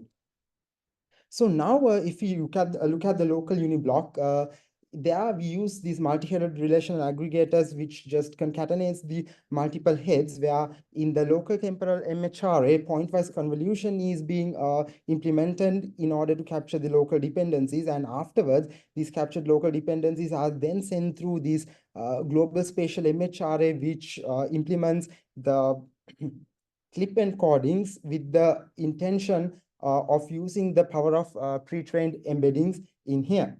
Then afterwards, if we look at the global uniblock V3, at first there will be these dynamic positional embeddings, which encodes the spatiotemporal positional information. And then this, instead of self-attention, we will use this MEAA, which removes the use of key value from self-attention. And also for query, it uses a vector instead of a matrix, where like the matrix multiplications are also replaced with pointwise multiplication for the less computations. So now, if we look at the data sets and results, so we trained our data sets with two violence detection data sets called Real World Fighting 2000 dataset and Real Life Violence Situation dataset, where RWF 2000 dataset has 1,000 real world fighting scenarios captured from surveillance feeds, plus 1,000 nonviolent videos from the surveillance feeds, and it up to date, it is like the most comprehensive video violence data sets, which are purely sourced from surveillance feeds. And here we were able to achieve 94% accuracy, slightly outperforming the previous Action VST architecture. So when it comes to the RLVS data set, again, like they are like these violent videos, but then again, not really sourced from surveillance sources. but sourced from places such as like YouTube and like social media. And here we were able to like get 99.5% accuracy at the end, just again outperforming the same previous architecture. So if we look at the visual evaluation, so in RLVS, we found that in the test set, there has been a mislabeled instant, and our QNet accurately classified that, and in turn, increasing our accuracy even into 99.75%. And in RWF dataset, like we saw one of the misclassified instances that the man giving kind of a punching behavior, but not really punching. So that means our model is able to learn the mechanics of violent incidents. And also we conducted some ablation studies where we can see the spatial cropping module, and our MEAA has contributed to make our results better. So now in conclusion, we propose this QNet, the novel architecture to detect video violence along with spatial cropping and the enhanced uniformer V2. And we were able to set the state of the art for this RWF 2000 and RLVS. And for future work, we will focus on enhancing our algorithm and also think of how to deploy it in real world surveillance systems. Thank you very much. Thank you very much. Are there any questions in the audience? Yes, please. If you consider actual application of this kind of architecture, actually, I don't know about the training set, what kind of environment they have, but in actual situation, most of violence thing might happen at night or some kind of bad lighting condition, like a spotlight at night or in a bar or the club like that. So have you considered that kind of lighting conditions or environment? So actually this RWF 2000, they have these kind of like real surveillance feeds, like inside in a very crowded situation at night, like in a very low resolution scenario. So that's why in this RWF data set, like they do have this kind of various situations, but like in their like published data set, they haven't really given like statistics, okay, like in outdoor scenarios how many, indoor scenarios how many, but they do have different varieties as you told actually. Yes, please. Yeah, so in case there's several people, so when you do your cropping, how do you know that you're cropping on the one who is violent? Oh, so actually we in the cropping module, we just get all the people and crop the maximum bounding box so that we don't lose any information. So here we don't do any violence detection. We just try to focus on the area where people are. Like even there might be cases where the people are not really participating in violence, but still we make sure to give that also to, for the later stage to decide for the algorithm actually. And do you know UCF crime data set? Yes, yeah. So here we mainly focused on fighting. In UCF crime, they only had 91 videos for fighting. So because of that, and also it's like mainly their benchmarks, they are like, here we are looking at an action recognition perspective. And in UCF crime, they like all the ones they were doing, they were like in an anomaly recognition, anomaly kind of clustering perspective. So like, because we in the future we will we are thinking of like combining these kind of data sets, like okay, for fighting, get the data sets from UCF crime, RWF, and maybe try to like to have an amalgamated data set as well. Any further questions? Okay, one final remark from my side, because I'm also in the paper. It is that just to link both of your questions, it is that all the models that we're creating, unfortunately, were bound by the training data. So if in the training data we don't have all those illumination conditions and so on, so that's why, as Damit very well said, our future work includes that we want to incorporate all the available data sets and create a new one from those, so that we can incorporate all those different cases that exist. Because ideally, you want to create a system that can work in real life, not just, to stay in research. Maybe a minor comment. Today in the morning there was explainability for computer vision, for computer vision, and they introduced some methods for spatio-temporal explainability, concept activation, vectors, etc. I think for explainability analysis, checking those papers from the workshop today would be very useful because this is a very critical task. So if you want to alarm police, then you need to have some explanations, meaningful things. Right? Yeah, thank you. So like we were thinking of doing like GradCam or something, but thank you very much. I will take a look. Thanks a lot. That being some aggregated data sets exactly to address your issue about more training sample. You mean, is that the question or is it the No, that's a comment? that's a fact. Okay. Generally, after this, we can always take questions for further. Yeah. Perfect. Thank you very much. Also, Dominic, and also for the questions and the suggestions. The next paper is 3D human pose estimation with occlusions, introduction of blend mimic 3D dataset and the DCM environment.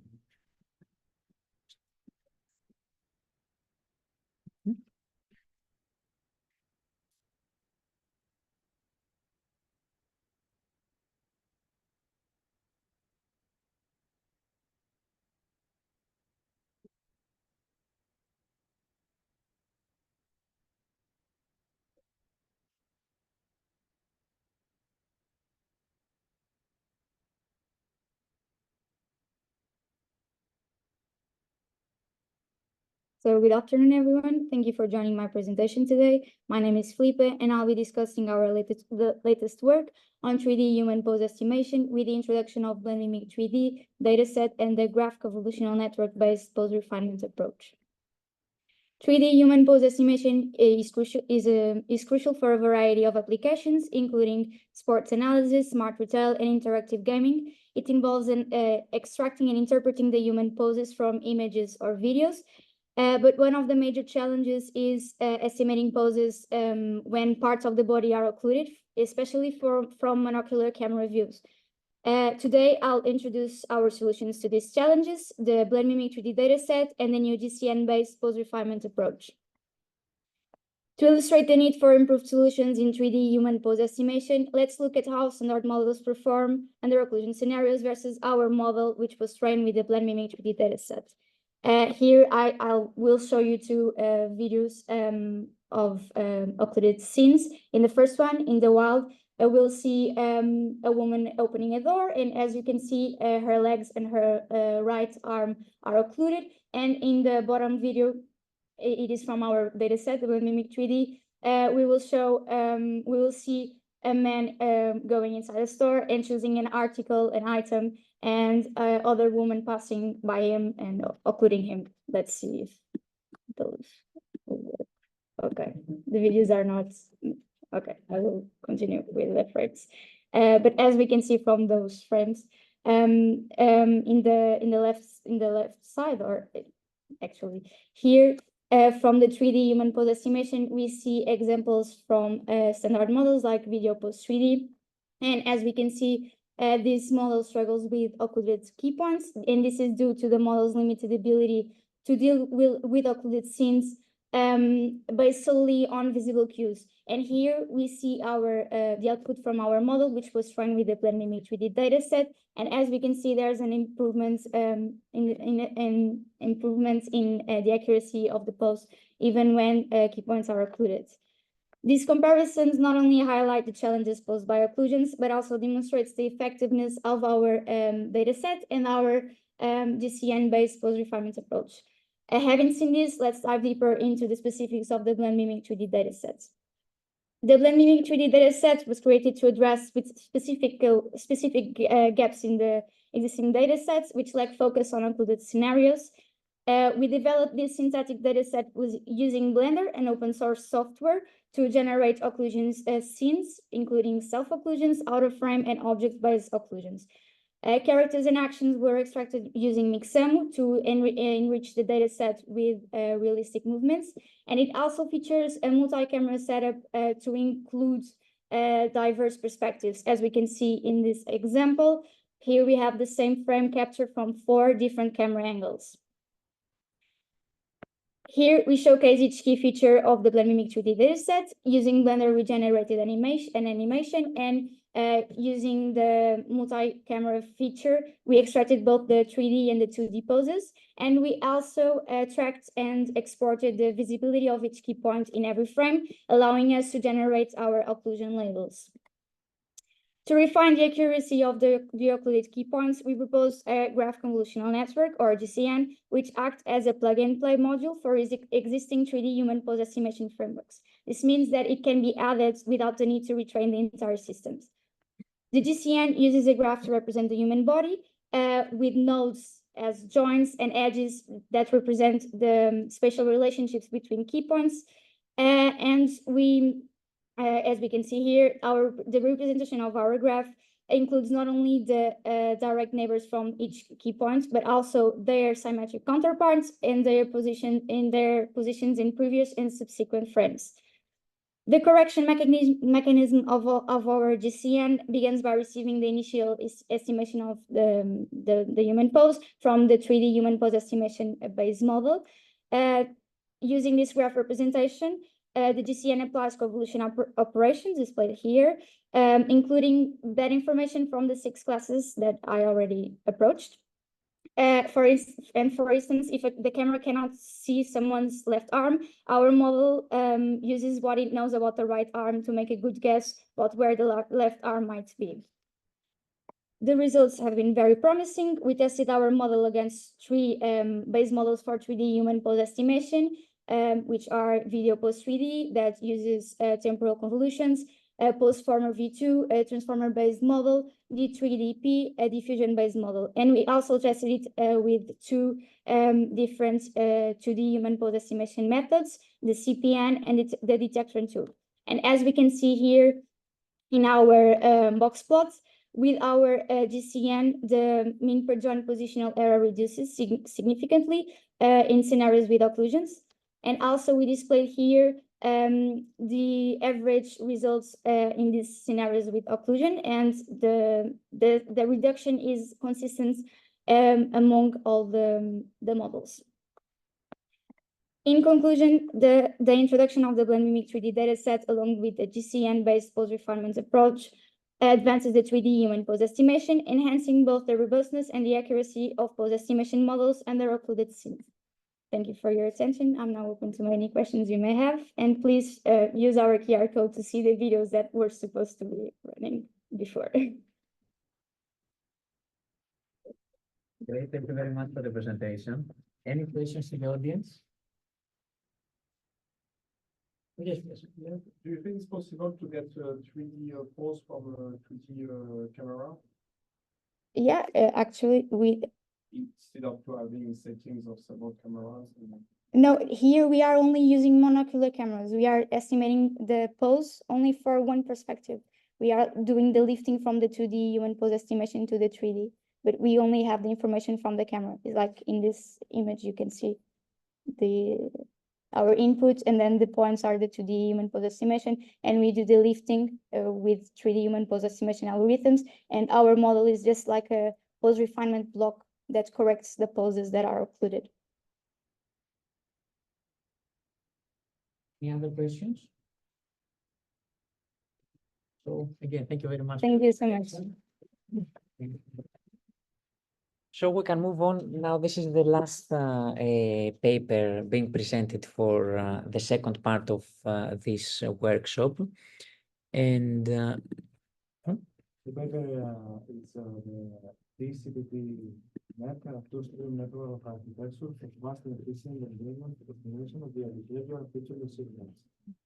Okay, so hi everyone. So this is our work. We are working on the engagement estimation and using behavior feature signals.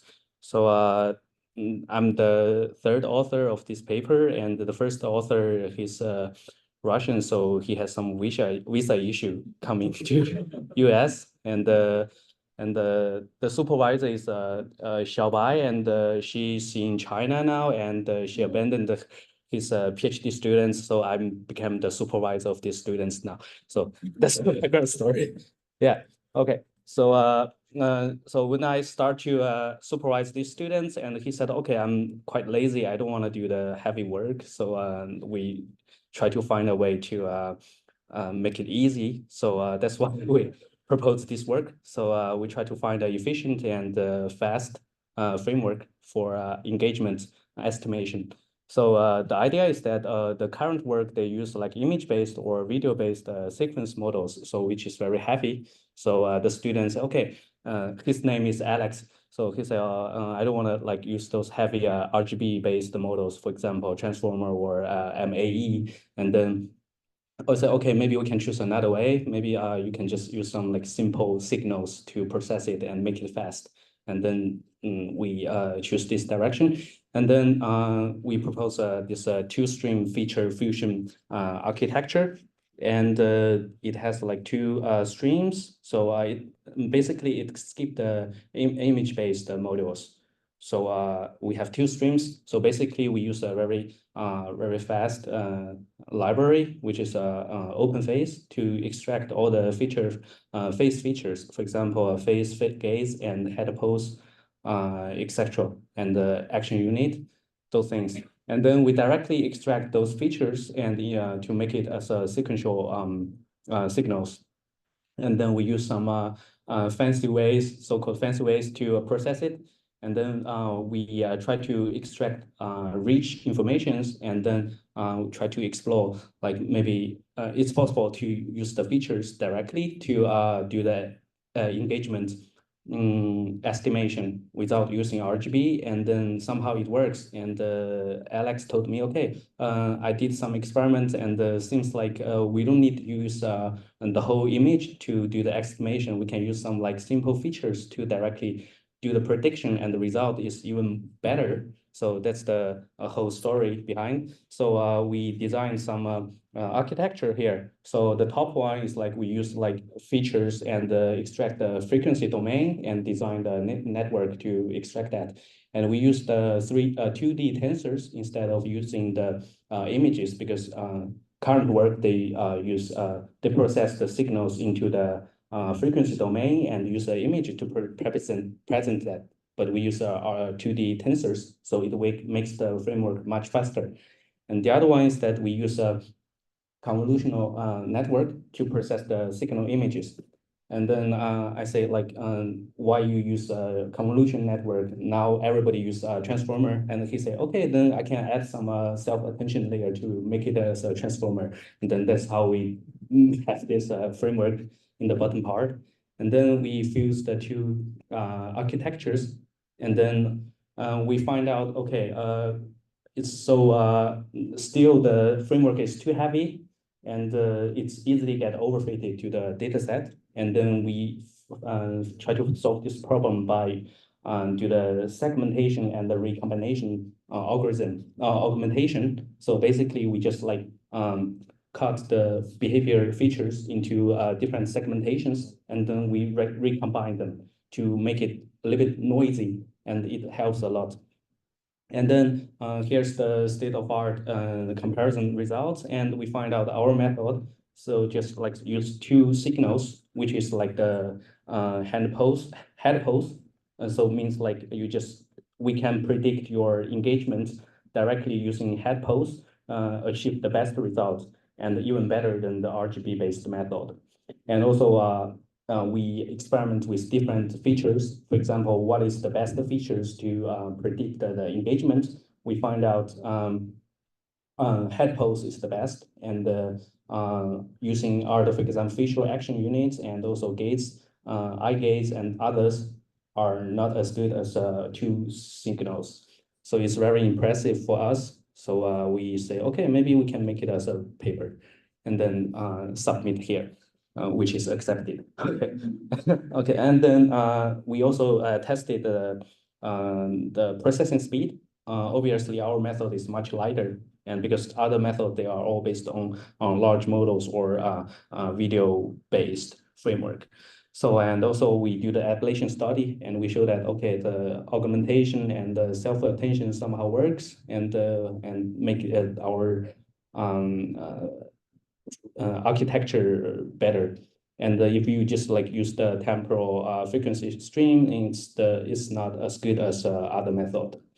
Yeah. So to conclude, it's a very simple and fast, efficient network, and for real-time engagement analysis, and for mobile or embedded devices. And also it can achieve like relatively high accuracy with much fewer data points, and shows that, okay, using some certain features is even better than RGB, the whole images.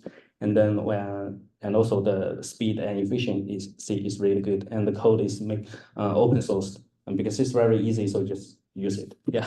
Okay, thank you. Yeah. Thank you very much for the presentation. Yeah. Are there any questions in the audience? Yes, please. I didn't understand. So you use OpenFace? Yeah. So it's also RGB based technique? Yeah. So in the inference and the time, so you count also the time? Yeah, we get caught. Okay, so actually here, so we also show the processing speed. If we add processing speed of OpenFace is slower. Yeah, but still, like it's embedded, so that means like if you use like it can be used for example what was that Raspberry Pi, or this like those like aged computing things, then our method is better. Yeah. Okay. So this means that maybe you will need to do one more paper to reduce the speed then. Yeah, hope we can meet next year. Yes. Preserve position for our papers. Thanks. Okay. Yes, please. I wonder, in the pipeline, you showed something Yeah. audio, I guess. Yeah. You know, and didn't you use it? So no, we don't use video. Yeah. CWT. Oh, yeah. So is it the frequency of the eye gaze or something? Oh, yeah. It's So the I thought that yeah. that is actually audio. So No. No. It's purely like signal based. Time series of the track eye gaze and pose, etc. Yeah. Then I would say, if you are so much interested in speed, then there is fast version of CVT, fast convolutional, fast continuous wave transform. Oh, really? Okay. Published in Nature. In Nature. Okay. Yeah, Wow, recently, that's impressive. 1 or 2 years ago. You can search for, and there is also public code in MATLAB and Python. Oh, thank you so much. Yeah, I can tell my students. Yeah. Okay. Okay. Great. Thank you very much. Yeah. Thanks. Generally, we had a lot of very good presentations. I think this was a very good to conclude the second part of this workshop. Now, for the third part, we are running a bit out of time. So what we will do is that we will also there exists some pre-recorded videos that we will skip. So only the people that are here, you can come. You can have like a 2-minute short presentation of your work. And then for the rest of the time until 6 o'clock or until they kick us out from here, we can be in the poster session and we can discuss about all the works. So starting with the paper entitled Unsupervised Multi-Person 3D Human Pose Estimation from 2D Poses Alone, please. Hi, my name is Han Sang Kim from Southampton in University of Southampton in the UK, and then this is work by my PhD student. But fortunately, he got a job already, so he's working, so he couldn't really attend that. So I'm happy for him to present. Anyway, here he just worked for like a 2D 3D lifting. So unsupervised 3D pose estimation method, but for multiple person cases. So most of our 2D 3D lifting approaches work for just single person, but if it is applied to this kind of group of people, and then the lifting doesn't really work because it works in a very local coordinate. So if you just lift the 2 people together with just normal algorithms, and then if you just rotate it, and then from this different angle, then you can see that the other person doesn't really touch the ground, because in the 2D image, the person in the far away, actually he's slightly higher than the previous person, and they also have some scale issues. So the idea is very simple. Just if we can find the elevation angle of the camera, and then we can have some individual elevation angle, and then probably we can sort out the scale problem and then their displacement problem, and also some distortion problems all together. So this kind of so we don't really need to extract and estimate the full camera parameters, but only just the elevation angle. And then from that kind of information, we can just sort out that kind of problems. Yep. So the whole architecture is a pipeline is just a 2D, 3D lifting for individual people from the human detection. And then they are in the same kind of coordinate, individual coordinate. But through during the 2D, 3D lifting, we also just estimate the elevation angle from there from Elepo's algorithm. And then just reapply them. So we calculate the difference of the kind of elevation angle of the camera per person in the scene. And then using that kind of difference, we just rectify the tilt kind of distortion and then displace them as kind of a distance function. And then just through that kind of rendering, we can sort out that kind of scale problem from the depth, and also just that they can be in the one global coordinate altogether. So please just refer our paper, and also it's the original version of a single person 2D, 3D lifting in our WCB conference this year. And then my poster is number 121, I think. So please visit my poster for further discussion. Thank you. Thank you very much. Let me just repeat that during the poster session, whichever question you can have, you can go and ask. Then moving on with the paper entitled Cates Circumplex Affect Guided Expression Inference.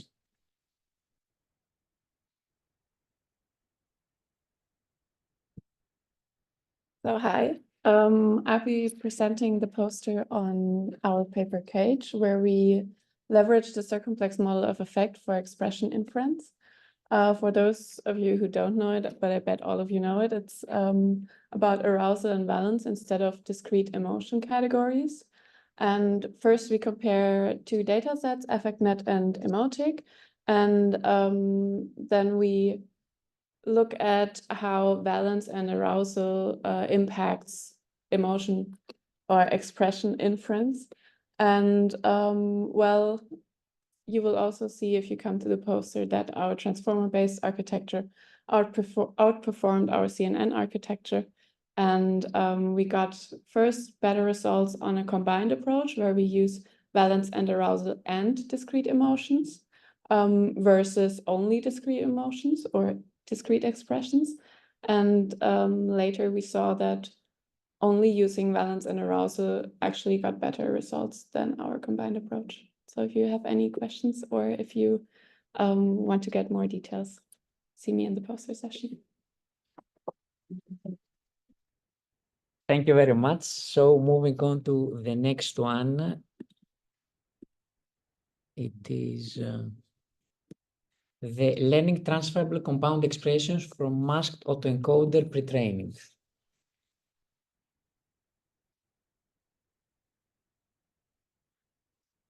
Hi everyone, today I will introduce my work learning transferable compound expression from masked autoencoder pre-training. My name is Feng Chua and I'm from NetEase UCLA. Video-based compound expression recognition aims to identify compound expression from performed in videos. Unlike rapid progress in basic emotion recognition, compound emotions recognition remains underexplored. CXPR-DB dataset is the largest audiovisual database with annotations of 12 compound expressions. For this challenge, we only use 56 videos as a test set, and we only consider the 7 compound expressions. And then the core of our method involves bridging the gap between the recognition of basic emotions and the more complex compound expressions.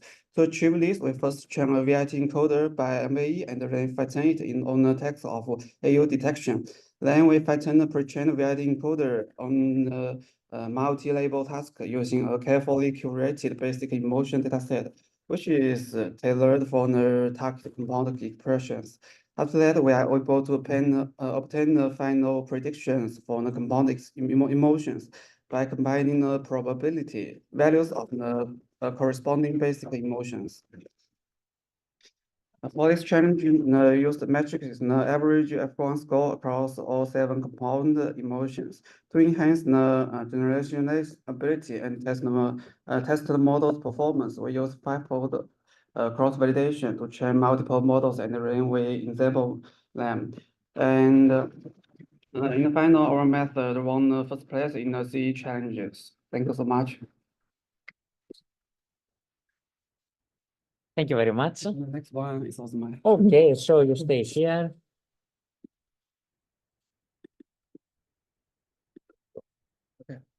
Thank you. This is another challenge of API Affective. I will present my work language guided multimodal emotional mimicry intensity estimation. And the emotional mimicry intensity estimation aims to identifying the intensity of mimicry exhibited by individuals in response to the observed emotions. The challenge in EMI estimation lies in discerning announced facial expression cues on mimicry behaviors based on the seed video. For this challenge, we test on the human mimic 2 dataset, which consists of 15,000 videos and totaling more than 25 hours of content. Our method first extracts expressive unimodal features for vision, text, and audio modalities respectively. Then we devise a temporal segment network to fuse the specific multimodal representations. Moreover, we observe that the impact of various modalities varies in the seed video on mimicry intensity. Compared with audio and visual cues, text can provide the mimicry with more explicit guidance. Inspired by this, we take the text as the primary feature and leverage the contrastive learning to capture feature space text. And for this challenge, we evaluate by averaging Pearson rate. Also, we use fivefold cross validation to evaluate the model and then example them. We also conduct extensive experiments to further investigate the effectiveness of our components. We also compare the results on different unimodal features. And finally, the combination of Emo VIT, Hubert, and ChatGPT-3 achieves the best performance. Finally, we won the first place in EMI estimation challenge. Thank you so much. Thank you very much. Next one is the paper entitled Multimodal Arousal and Advanced Estimation Under Noisy Conditions. Hello, I'm again, Haysam. Now, a different subset of authors, a joint work with Ulm University, ITMO University, SPCRAS, and Utrecht University. Here is our pipeline. Here we also have 3 models. In the CE model, we also had 3 models. But here we have an audio transformer-based approach where we fine-tuned. In the previous case, we haven't fine-tuned actually the public dimensional emotional model. We extracted features from that. And we have 2 models. One is a visual transformer-based model. And the second one summarizes the embeddings using functionals and stacks it to a kernel ELM approach. Then we upsample these and align them because we need predictions per frame, and then apply smoothing over time, and then do decision fusion. Here is our results. Here too, contrary to our expectations, the unimodal model outperformed the multimodal system on the test set. And one of the models, the 4th fusion system, namely the random forest-based fusion. The advantage of random forest-based fusion is that you don't need a separate validation set to optimize. You can use out-of-back predictions to optimize the hyperparameters. Here we didn't optimize that much, but it clearly overfit. This is Dirichlet-based fusion that I explained earlier, where we randomly generate fusion weights, etc., and optimize it for the challenge measure. Audiovisual-based models performed relatively well on the development set, but not on the test set. So we would expect higher performance. To our surprise also, in general, audio-based models are very accurate in acoustics-based arousal prediction. Here we see that while on the development set, the arousal performance is very high, then they drop. So this is the main reason why the audiovisual models didn't generalize well to the test set. Diving deeper, something similar has been shown actually by the challenge organizers. We noticed that on the development set, especially the negative arousal part is missing. We don't know the distribution on the test set. It may be similar to the training set, but this could be one of the reasons. I mean, the mismatch in the data distribution and the covariance shift between the acoustic features and the target variables may be the main reason that the acoustic-based model didn't generalize well to the test set. We ranked the third on the overall and the third in valence and fourth in the overall in the arousal and valence challenge. If you have further questions, I'll be happy during the poster session, and also you can email us. Thank you very much. Thank you very much.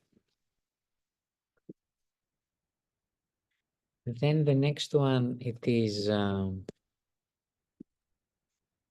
the paper entitled Evaluating the Effectiveness of Video Anomaly Detection in the Wild, Online Learning and Inference for Real-World Deployment. Thank you. Hi everyone, my name is Shanley Yao. I'm from University of North Carolina at Charlotte. So today I'm gonna talk about my work evaluating the effectiveness of video anomaly detection in the wild.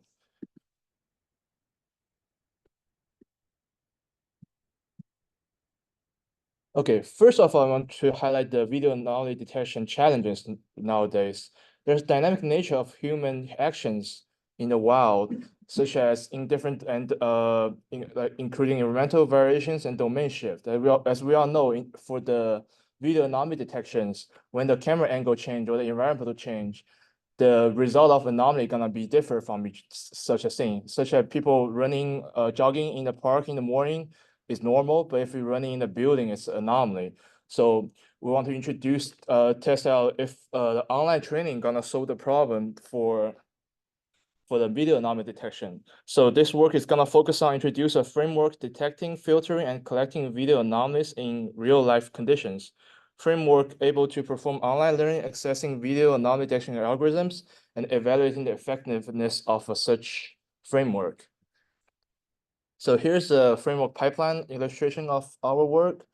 As we can see, we can read multiple camera feed from the surveillance cameras and gonna go through the object detection with and tracking and post estimation for the privacy concerns. Because in the surveillance area we're working right now, such as campus area, they don't want to leak their personal information with the post-based videos or the footage. So we chose to use the not pixel-based, sorry. So we chose to use the post-based anomaly detection methodology in this scenario. And after getting the post sequence, we're gonna keep inferencing and collecting and training at the same time.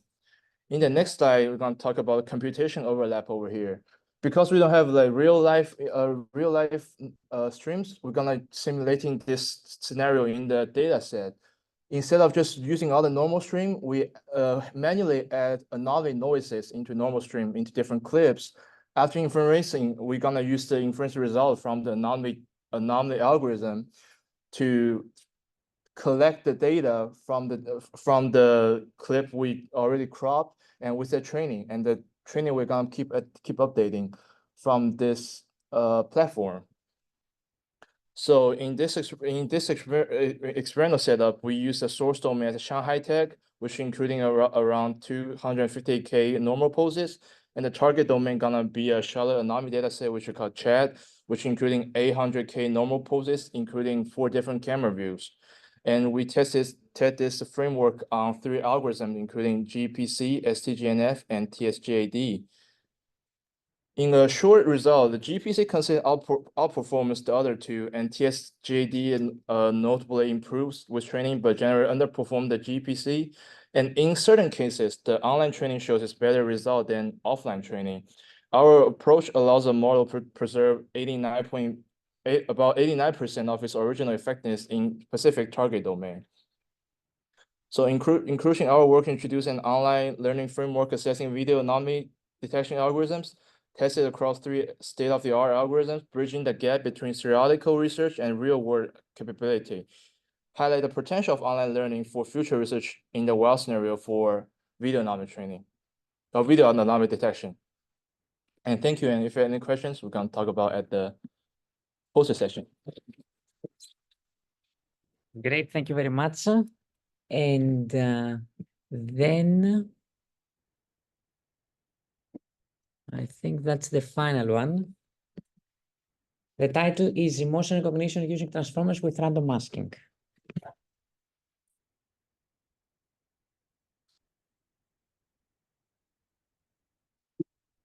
Hi, I'm Sung Jae-min from Kookmin University. Today I will present emotion recognition using transformers with random masking. My presentation will have 3 pages: overview, result, and future work. In the overview, I will explain our framework and loss function. We use pre-trained VIT to extract visual features frame by frame for emotion recognition and apply random masking to the frames to train the transformer encoder and multi-layer positron lobe strip. For the loss function, we use 2 types. For EXPR and AU, we use focal loss, which is effective for imbalanced classification. Here, alpha is the class weight, and 1 minus PT to the gamma reduce the loss for easy samples and increase the loss for hard samples. This allows us to focus more on the difficult samples compared to the cross entropy. For VA, we use the CC symmetry. The competition results, we achieved performance that exceeded the baseline for VA and EXPR, but showed lower performance for AU. To verify the effectiveness of random masking, we conducted an evaluation study, and the result showed higher performance when random masking was applied. However, our performance still needs improvement. To improve this, we plan to adopt a multimodal approach by adding audio features. Thank you. And with this one, I think we conclude this workshop and this session. I want to thank you very much, everyone, for generally being here, attending both the virtual and the in-person attendees, and also for all the fruitful discussions that we have, and of course the work that you submitted and was presented here.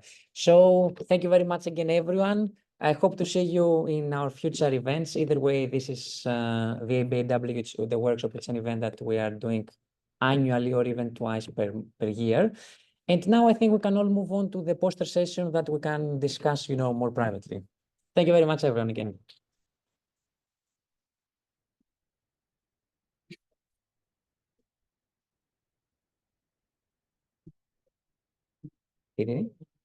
No.